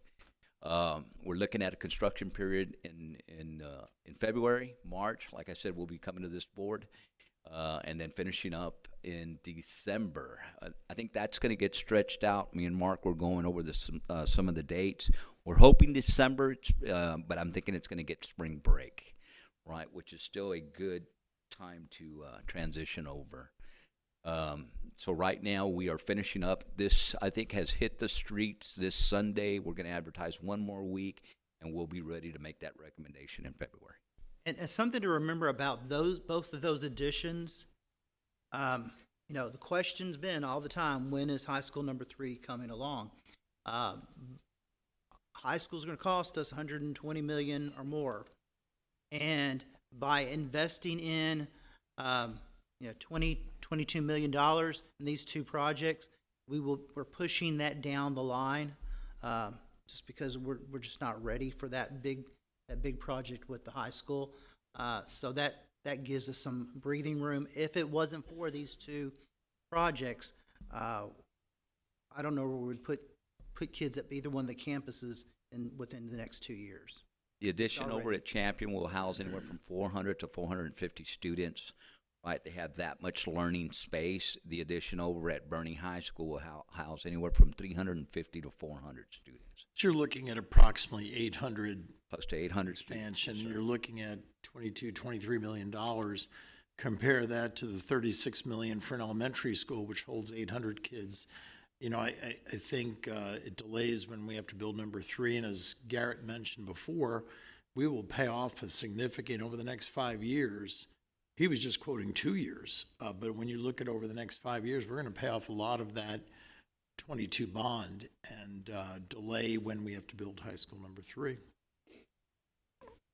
A slide right here. This is a project that we're super excited about. This is the old central office, right, that sits right out here in Maine. When I got here, I know Dr. Price had asked me, see what you can do with that building. We finally got it all cleared out, right? We took care of all the old furniture. We worked with West Group, got it all auctioned off. We're getting it abated, I think, next week. Mark's working on that part. But here are the final plans on it and what's going to look like. We've been working very, very closely with the city. This building falls under the Historic Society, so they have given us their blessing, right, on this rendition that you're now seeing. So this is, we're just getting ready to bid this out. Got a lot of excitement from the contractor world. Alamo Architects is doing this for us. We got Nikki Maroney. She's the architect on this one. Mark's heading up this one. $5.5 million. This is an interior finish out of the building. Contractors are looking at finishing this thing up in 6 months. So they're going to come in and go through it pretty quick. So we're excited about it. And this will allow us to expand the academy, our alternative education. This will also give a space for our over 18 program. Right now, our over 18 program was working out of an old portable. We've temporarily relocated that to Cibolo Creek, but it just gives new life to both of those growing populations, and gives a new life to that building down there. I think on the over 18 program, we're doubling up their square footage from where they're coming from the portables now onto this new building. So it's actually, yeah, it's real neat. It is. Here's a project that, you know, we heard back from our group, our facilities, our long-range plan. One of the things that we heard back was the tennis family, right? We had put these new tennis courts out there, beautiful tennis courts at both our high schools with no lights. So we looked at them at a program, and we were able to design lighting at both the tennis courts. DBR engineers, our engineers. Zach Morton's heading up this. Romero Guerrero is the project manager on this one. We've got a little under $600,000 that we've got budgeted, but this will bring lighting to both tennis courts, right? We'll put them on a program for energy, to maximize energy conservation. Yes, ma'am. Yeah, they've got them on a timer. We've also got them on controls, right? So if coach wants to, hey, I need the lights on, or they've got tournament playing or everything, right? They'll give us their schedule. We'll turn them on, and then we'll have them off, right? We're also adhering with the city of Bernie on this one because we do have a lighting jurisdictional kind of ordinance that we have to, pertain to. So we're looking at that very close and working with the city on. We're in the bidding phase on this one, so that's neat. The next set of projects are not very attractive. They're not the schools and everything, but they're very needed projects. One of the things are air conditioned systems, right? So we have a ton of rooftop units. So one of the things that we included in this bond was replacing a bunch of rooftop units, and this is happening over at Bernie High School, at North, and at Champion High School. We have budgeted about $700,000. We're going to try to squeeze some more of the AC projects once we get further into the bond. I don't want to make any big promises, but once we start seeing some of the bigger numbers come in on the additions, that's going to free up some of the money that we can apply towards these types of projects. I'm going to say on the new schools, we have chiller systems, which is a 4-pipe system. That type of system gives us anywhere from about 20 to 30 years. On these rooftop units, right, where they cool individual spaces and everything, this should give us anywhere from 15 to 20 years, right, just depending on the maintenance and how often we're cleaning them and stuff. So we have gotten well over our lifetime on the units that we're replacing. Next slide. Again, here's some projects that life safety, very important, not the attractive add-ons and everything, but you're going to see where we're doing fire alarms, we're doing public address systems, and we're doing the air filtrations. We came back, and during our COVID, we did learn that we needed to separate the air return, right, from, kids getting sick, going to the nurses, right, and just clean up that air return to where it's segregated away from our air conditioned system. So these are all safety type projects. On some of these, our PA systems, we're having to upgrade those now, and our fire alarm systems we're having to upgrade. I will say that on 2 of the additions, both at Bernie and at Champion, right, we have learned these are unforeseen conditions that we had to go in there, and they weren't able to take on any more of the fire alarms that we're adding on. So you're going to see some enhancements even onto our current program, right, that are up and beyond what we promised the board and the committee that we were going to do. This will start, and we're hoping to take place and get it going this summer. They've got a little under $3 million projected for the following schools, which is North, Bernie Middle School South, Kendall, I think that's Sublot Creek, and Carrington and Fair Oaks. Carrington and Fair Oaks, thank you. Next slide. Next year projects, we came to the board back in November, December. We appointed the architects here in the next month. As soon as we start getting a lot of the bidding phase from the first year, now we will start the process all over again on the design. This will include the orchestra over at Bernie Middle School South, the classroom addition over at North, the district furniture, right? Now that we have our standard with the elementary, we will take that now, and then every campus, with a little exception, some will get a little bit more, some will get a little bit less, but now we'll have our standard, and now we can go ahead and implement our replacement program throughout our district. We're going to start our library hubs. This is at Fair Oaks, right, at Currington, Kendall, and I keep forgetting that CES. Someone will help. Thank you, Currington. The other one is stadium improvements. This is, I was talking to Dr. Price earlier today in cabinet. One of the things that we're going to do is take out the visitor bleachers, the old wooden bleachers. So that we're going to do. We're going to take down a bunch of the old restrooms and the old storage buildings. And then there's also a big concern on the turf, the life expectancy of the turf. We have hit that 10-year mark. So that's another thing that we're taking on this summer, the replacement of that turf. And then we're also starting the elementary playground rubberized surfacing. So this is something that we heard loud and clear. Some of our special needs kids, right, at our elementary is having inclusion at those playgrounds and bringing them closer. So early on, we talked about the procurement program and everything. Every project in this bond will stand on its own, right? So it's not like we're going to one contractor and hey, give us a price for the whole bond. What we're doing on this is every project, we're looking at it, right, staying within budget. If we're not staying within budget, right, how do we get it within budget? So that's, when we come up here every other month and bring projects, that's the reason. That completes the presentation.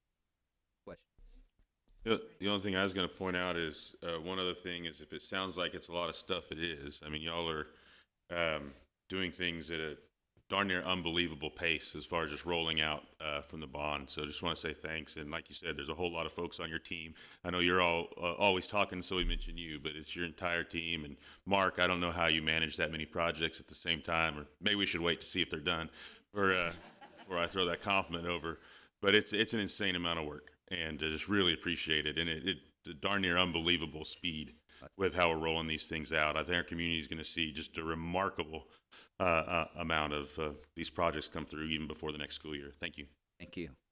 What Joe mentioned earlier was the cost of the elementary school. And of course, that's about 21%, 22% of the total bond for that one project. That's the biggest project. And I know what our design standards were. I know what you worked on and your team worked on with the architects to keep it at that level.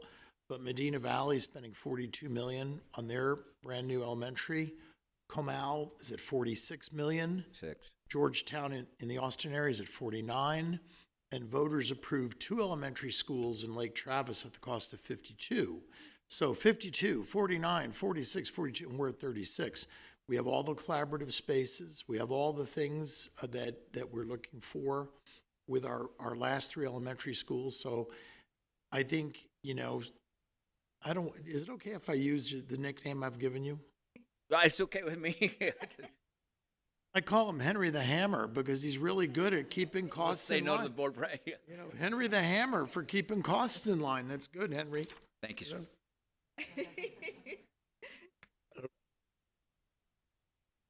Dr. Price, we have Portrait of a Learner, yes? Yeah. Jerry gave a good introduction earlier. One of the things that we want to do, and this was, let's start back. We wanted to go back. We worked with 450 of our community members 5 years ago on our strategic plan. And it's that time just to review it. But before we get to the strategic plan, we wanted to bring folks together. We had a portrait of a learner, and we wanted to review that because the purpose of this document is when we go through K to 12, or really PK to 12 now, what qualities do we want our students to have? And it's a given that we want them to read, write, do math, and have a diploma. But what else? What will they need to be successful once they leave here? Whether they leave here to go straight into the workforce, whether they leave here to go to college, or the military. So what skills do they need?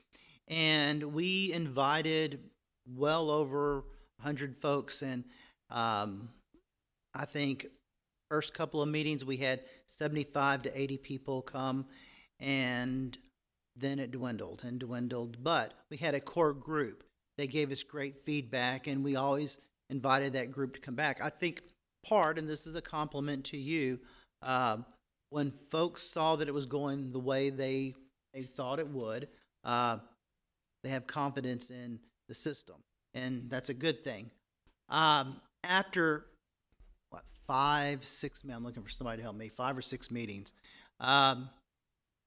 This is the result, and these are the things that we landed on. And as Jerry explained, when this was a portrait of the graduate, but the group wanted to be more than this is what would they need to graduate. It's, yes, here's the end result, but here's the things you need every single year to be successful. You can't wait to teach communication skills at 12th grade. You can't wait to teach critical thinking until the end. Because what you really need to do, and this was a great question that came up, is, what class are we going to introduce to teach all these things? And the reality is you don't want to do anything one and done. What we will do is we will take these traits, and just like we did with the grade 8 skills, we will integrate them throughout our curriculum. They'll be integrated in PE. They'll be integrated in to our history, our math, because you need to make sure that these are the type of things that we really have expectations whenever you go out and you walk into a classroom, you see good communication skills being taught no matter what subject area there is. Collaboration skills, we all have to work together. Yeah, I understand everyone has different learning styles, and some people need that pull back and to work by themselves, but you still have to be able to communicate your thoughts and collaborate with others. And it disappeared, so I'm not quite sure what the rest are. Get it back up. Yeah. Okay, and I've done this with a couple of different groups along the way over the many years, and some unique things came, and I think some of this came from our experiences with COVID.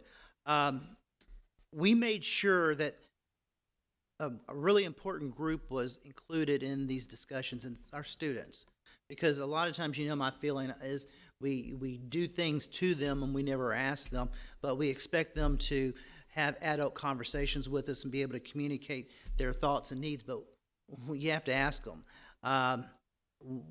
We went out, and everything we did with the 70 or more people, we did with my student advisory group. So those are our leaders throughout.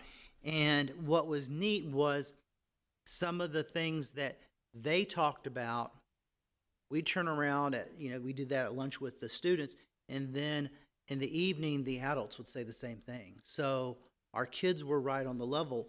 And one of the things that they brought out, there's a lot of different ways of saying this, was that bottom pillar wellness.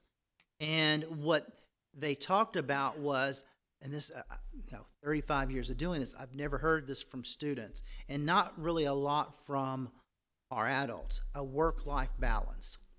And I think part of what came out of the COVID era that we lived through is understanding how important our personal life is, how important our health is, and that was articulated with our students, and it was mimicked with our adults in the evening. And I'm old school. I believe work, and sometimes when we work to achieve, the people around us suffer the most, the people we love the most. Great conversations in there, and that just radiated through. Also, I'd never heard integrity. And I do think that from the adults and from the students is one of the things, maybe it's the political atmosphere in the world, but integrity kept coming up and over, and some great discussions about what does that mean and what does that look like in the next steps. And empathy and understanding of people. It's just some great words. Those were 3, and even the person who came in, the facilitator, said those are different than a lot of other school districts. And I said, well, we're different, and that's good. The next step is really important with this. If you adopt this and you are allowed, this is their recommendation. You can change it, whatever you want. But if it's adopted, our next step is to go into our strategic planning. So, as I mentioned, integrity, wellness, collaboration. So what does this look like in the classroom? How do you measure it? Because you can't hold us accountable unless there's a measure for this. So part of what the kickoff next is really us talking about how do you take this and put it in place with our scorecard, with our 4 pillars. How do you make this document come alive? What we don't want is this to be a piece of paper on the wall somewhere. And I think we've done an excellent job with our strategic plan, our scorecard, of making that a viable part of what we do in every decision we make. So it's taking that now and putting this plan into action. And remember, just real quickly, some of the things that came out of our last strategic plan. We think things really haven't changed, but really the way we do business has, because the number of dual credit offerings that we offer now has quadrupled. The opportunities. We have opened up a P-Tech Academy, our first early college. We're about to open up an M-Tech, our medical fields, our second early college. All those ideas came out of there. The idea of more robotics, more STEM throughout. Project Lead the Way, that we're getting grants to implement, all came out from those discussions originally 5 years ago. And the strategic plan of implementing them and measuring them. Also, our focus on customer service and our focus on, you can't do this without great staff. So having a human capital outlay and focusing on that. And, remember the last pillar, the one I like to talk about the least, but it's the most important sometimes, is our fiscal responsibility. Because we can dream as much as we want, but if we can't afford to do it, it doesn't matter. So we will take all those things and ideas and start putting those into our scorecard, start talking about how do we make this work, and then a really important part comes from that. We hope to bring you a strategic plan April, May, sometime in there.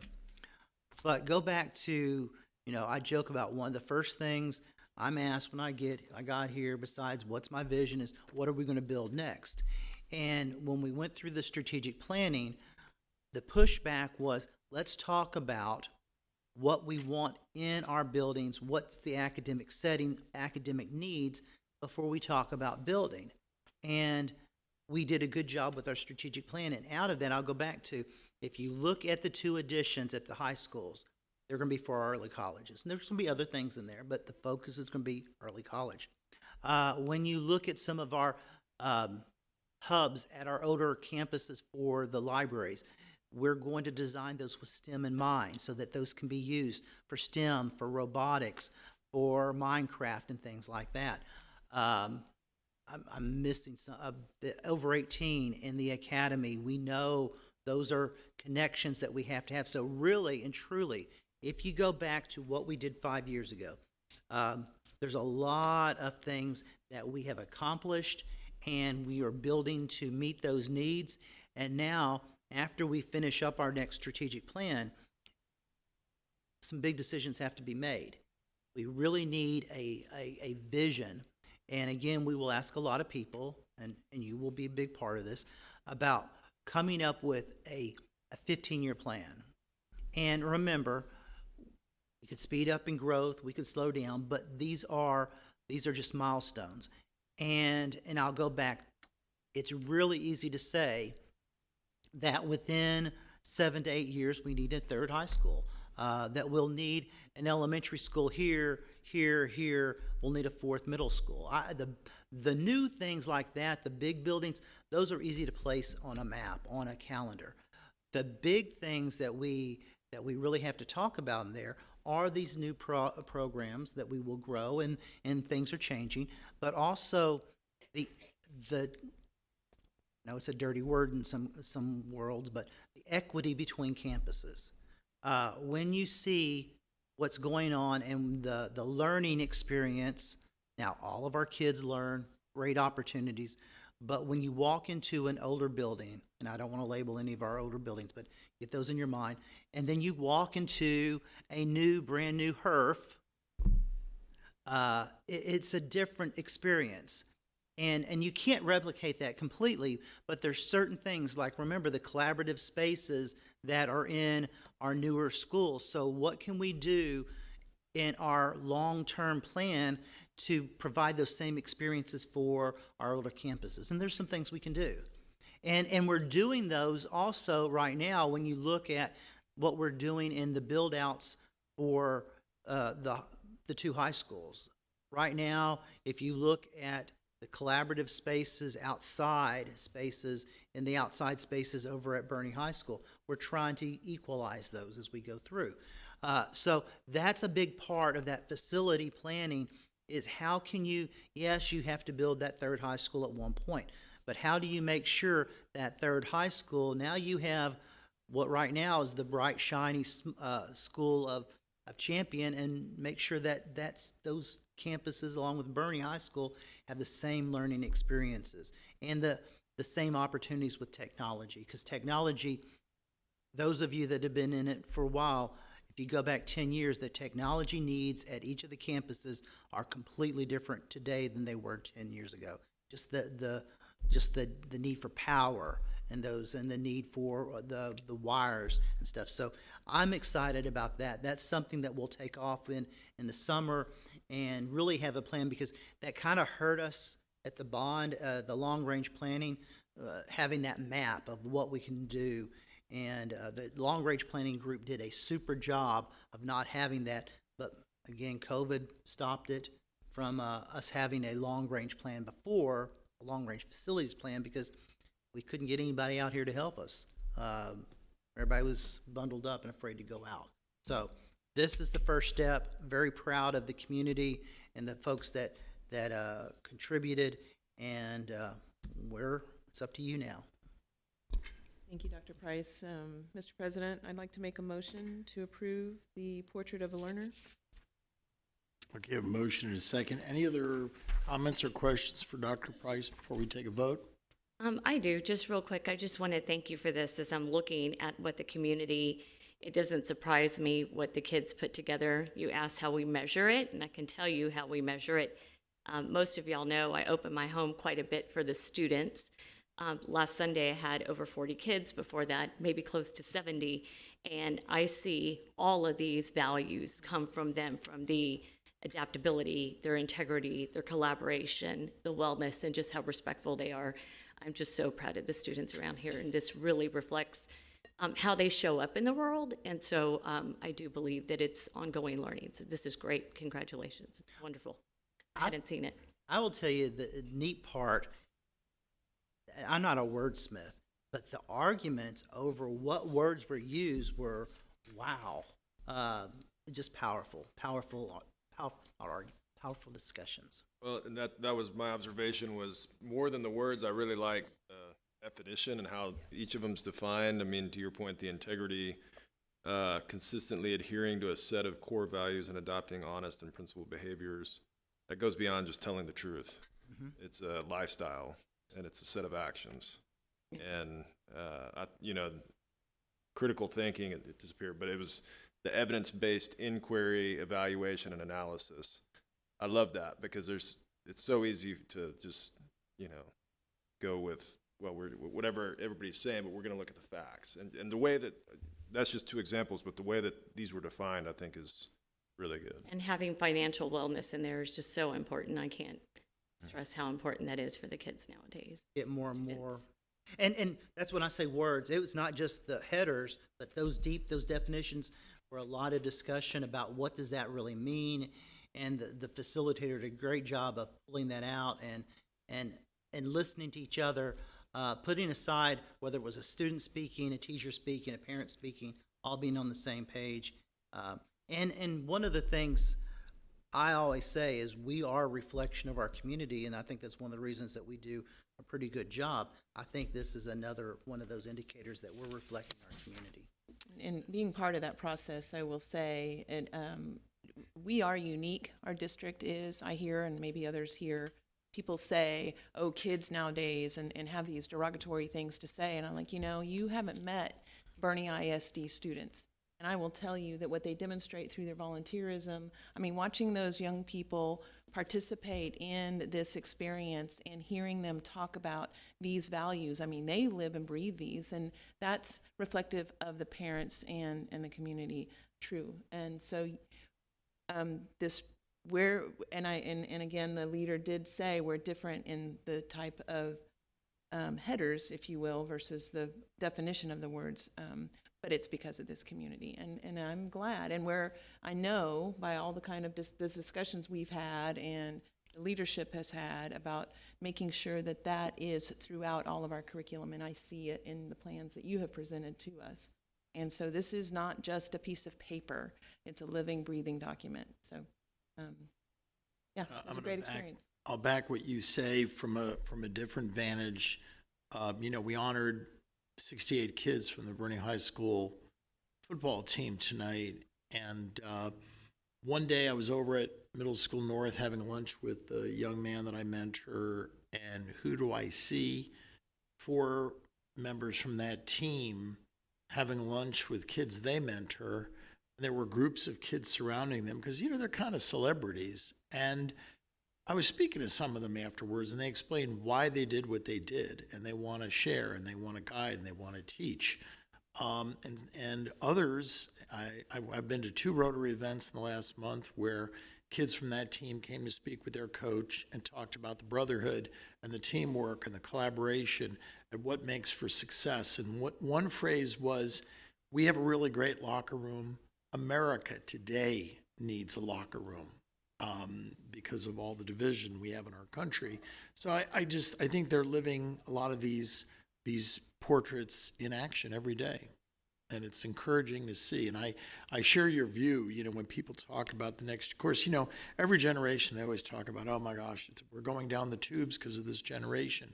I mean, I was in high school in the 70s and we heard it, and so, we just do the best we can. And I like a lot of what we see. Later than that, don't push it, okay?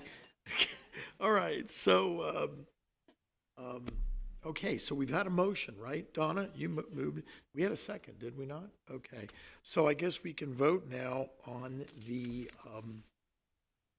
portrait of a learner. All those in favor? Opposed, same sign? Okay, motion carries. Thank you. All right, so we are on to our monthly financial report. Mr. Scott, you are up. And before we start with that, I want to share this with the audience and with the board. Our business department, we know, is fantastic. Has done wonders with this bond, but they received an award from the Government Finance Officers Association, the Certificate of Achievement for Excellence in Financial Reporting. One of the things we pride ourselves in as part of our scorecard is transparency and putting out the information, and the business department has done a super job, and this heavy thing proves that, and thank you, Mr. Scott, for your leadership in that department.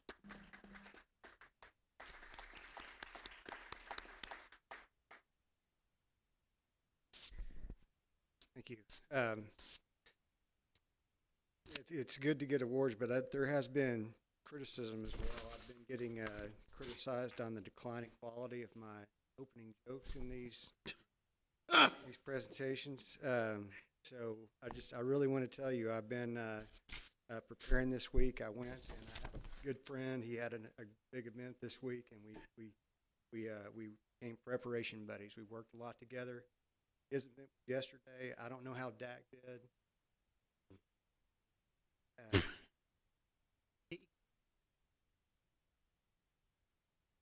More than you. Still pretty down from that event, actually. That's about the best I got, because you have the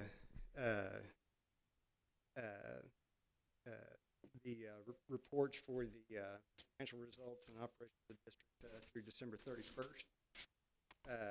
The primary item in that report this month is a budget amendment number 2. There are 3 components components to that. There's a functional realignment, some very small items, position, 65 position that needed to be. That person wasn't doing the things they were doing, whatever that was, 10 or 15 years ago when that was originally signed. So we need to straighten that out, and then there's some CTE money that would be better spent. The item that affects the bottom line is fuel. You're certainly aware, you own a vehicle, what's happened to fuel costs over the past year, and at 34, it's projecting on a regular basis to go over on a functional level fuel, and so 200 just that. And then, every year we once we get everybody hired and paid and settled for the year, that's settle, and then we adjust what's happening. TRS on reminder, TRS on behalf. Somewhat of a ghost entry. The revenues and expenditures offset each other. It's represented what the state contributes into the teacher retirement system on behalf of the employees. Are there any questions related to budget amendment number 2? I just one question about fuel. Yes, sir. Do we generally just purchase that as needed, or do we have longer term contracts on that to try to just manage fuel costs at all? We have a vendor that we buy through on a we actually don't pay for it until it's used. Tanks are there. Does that answer? Yes, sir.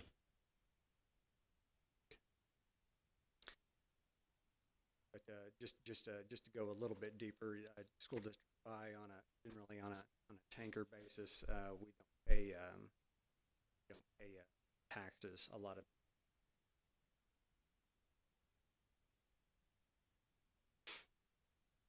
but one aspect, it's mostly diesel that we do buy, and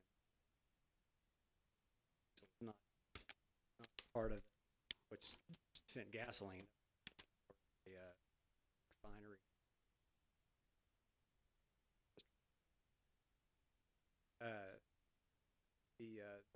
The results themselves, we're halfway through the probably the biggest portion of or the biggest story of this month is we've had 3 months in a row of tax collection. Tax collections just around 80% consistent with 15 years.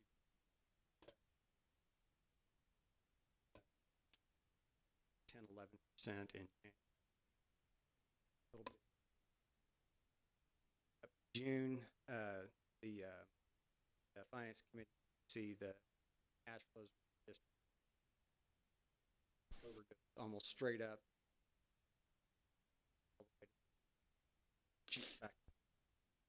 I have a question or kind of a comment on that. My daughter and I own a rental property in Bastrop County, and the taxes are due, so I get the tax bill, and it doesn't say anything about October, November, December. So I call up their tax district and I say, "Hey, where's the discount?" They said, "Well, we don't give the discount." I said, "Well, in my school district, they give the discount." So they said it's not due till January. I said, "Okay." So we paid it in January. Why should I pay it 3 months early? So you're saying that this report says we've collected 84% of our taxes through the end of December. It was in the high 70s through November. So we take that and we invest it. Yes. Yes. How much have we generated so far this fiscal year in interest? District-wide, 1.3 million. 1.3 million. In the general fund, about 200,000 or 300,000 in the. So not only do our taxpayers save the 3%, 2% discount they get, we get to earn money at the same time. Okay. Sir. Sir. Child nutrition still in the black. That's good. And I've got else in the that's pretty much the story. Budget Amendment 2 and tax. There's anything to talk about related to these.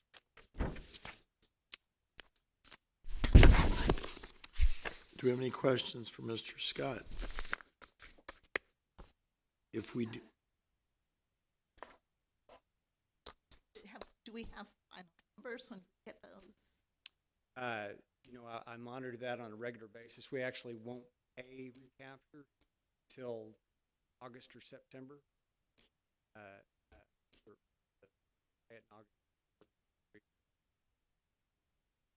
Right now, it's calculating at about 9.1 million, but that's based on 88 through the third 6 weeks. For 6 weeks,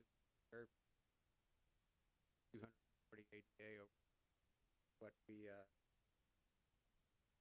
were doing for 6 weeks.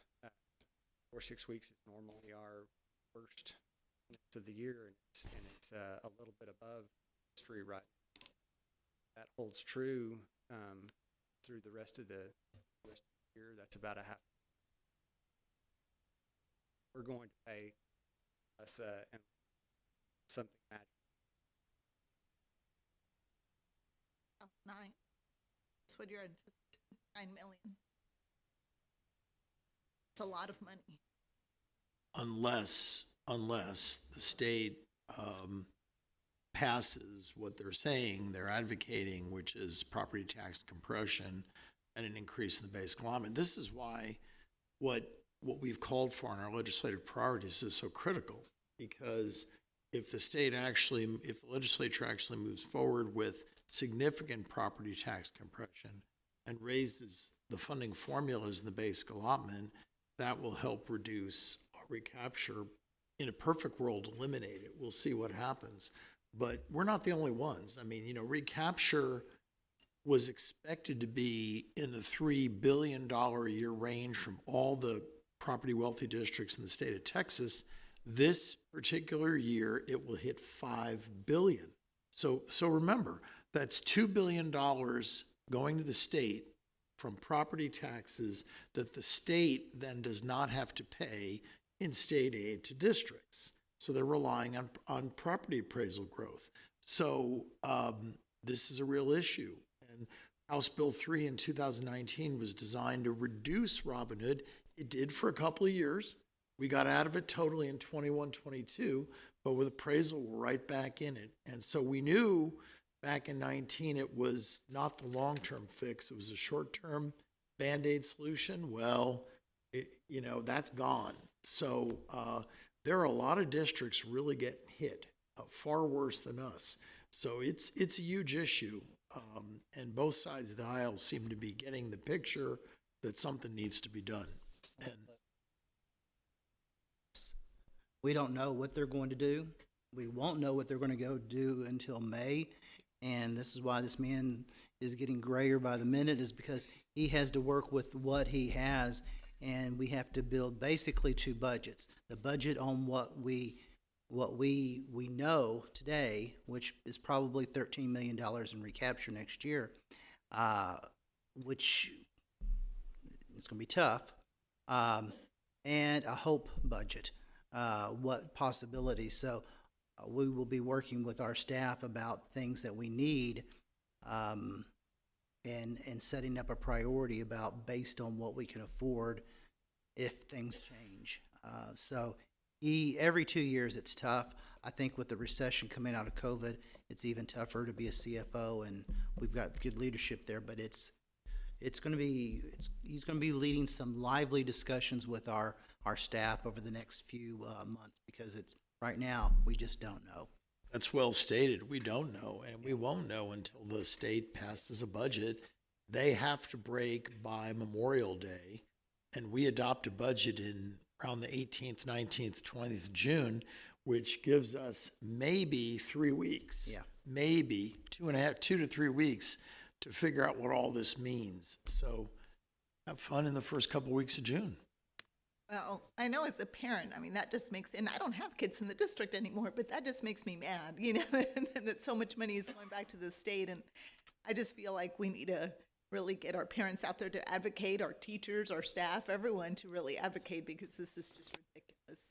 I don't think, even though we talk about it, I don't know if everybody truly understands the impact of what's going on.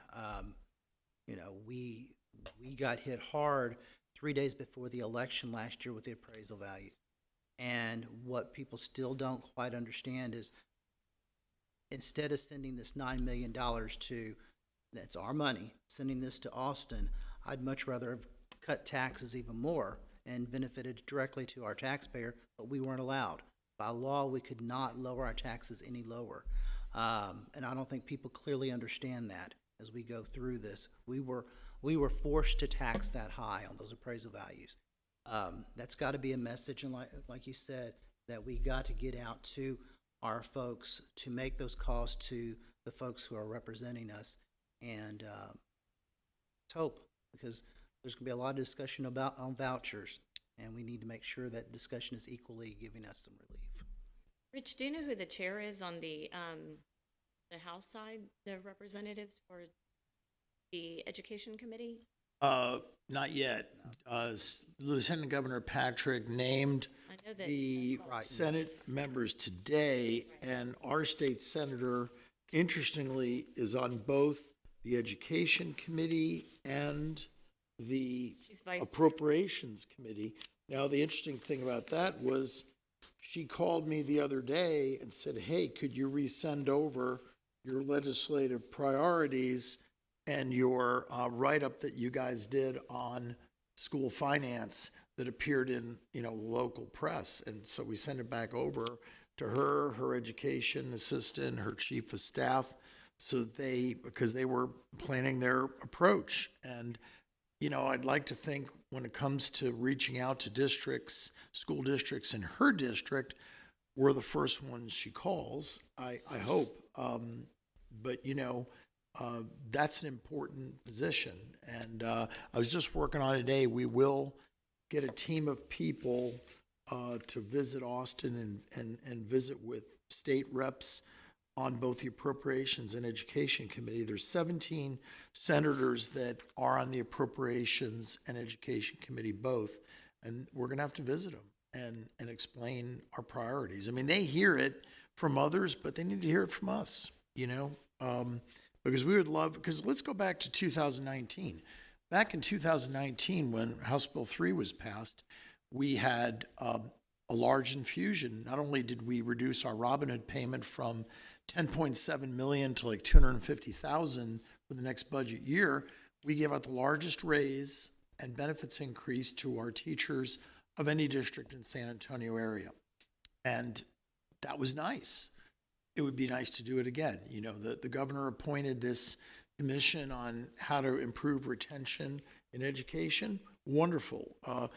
Compensation's not all of it, but it's certainly a factor. So we'd like to see that impacted.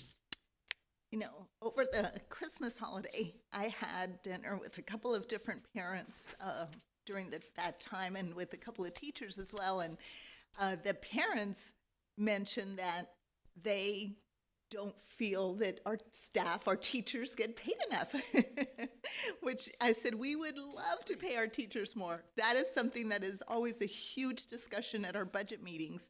And Rich, you can tell me, and probably Mr. West too as well, so what is the percentage that we pay of our yearly budget? Well, 86% of our budget is staff. Salaries, benefits, payroll taxes. And so I was mentioning to the parents and the teacher, I said, that is a huge thing that we want every year, discussion of our budget. And so I told them, I said, we need to contact our legislators. The only ones who can help us make an impact is by changing the law and how much we send back in Robin Hood. So it was interesting that I had that discussion over the holidays with parents and teachers who were bringing these these things up to me. And so I said, I agree. Well, we would love to pay everyone more. Your comment reinforces that before we visit Austin in February, we ought to get out to our parents, because it's on the legislative priorities. Here's the people you got to call in Austin. And I remember 4 years ago getting a call from a certain local legislator's office that you could call off the dogs, we get the message. Well, good. What are you going to do about it? You know, and they did something about it. So you got to do that. You got to do that. So, okay. Do we have a, what do you call it, a motion? Motion to approve the budget amendments, donation report, and tax collection report as presented. We have a motion from Mr. Fryer. Whoa, a second from Ms. Davila. Okay, any other questions or comments? All those in favor of the motion, say aye. Aye. Opposed, same sign. Okay, motion carries. Okay, we have our next scheduled meeting in February, and I believe that brings us to the end of our meeting, so we need a motion to adjourn. Moved. Second,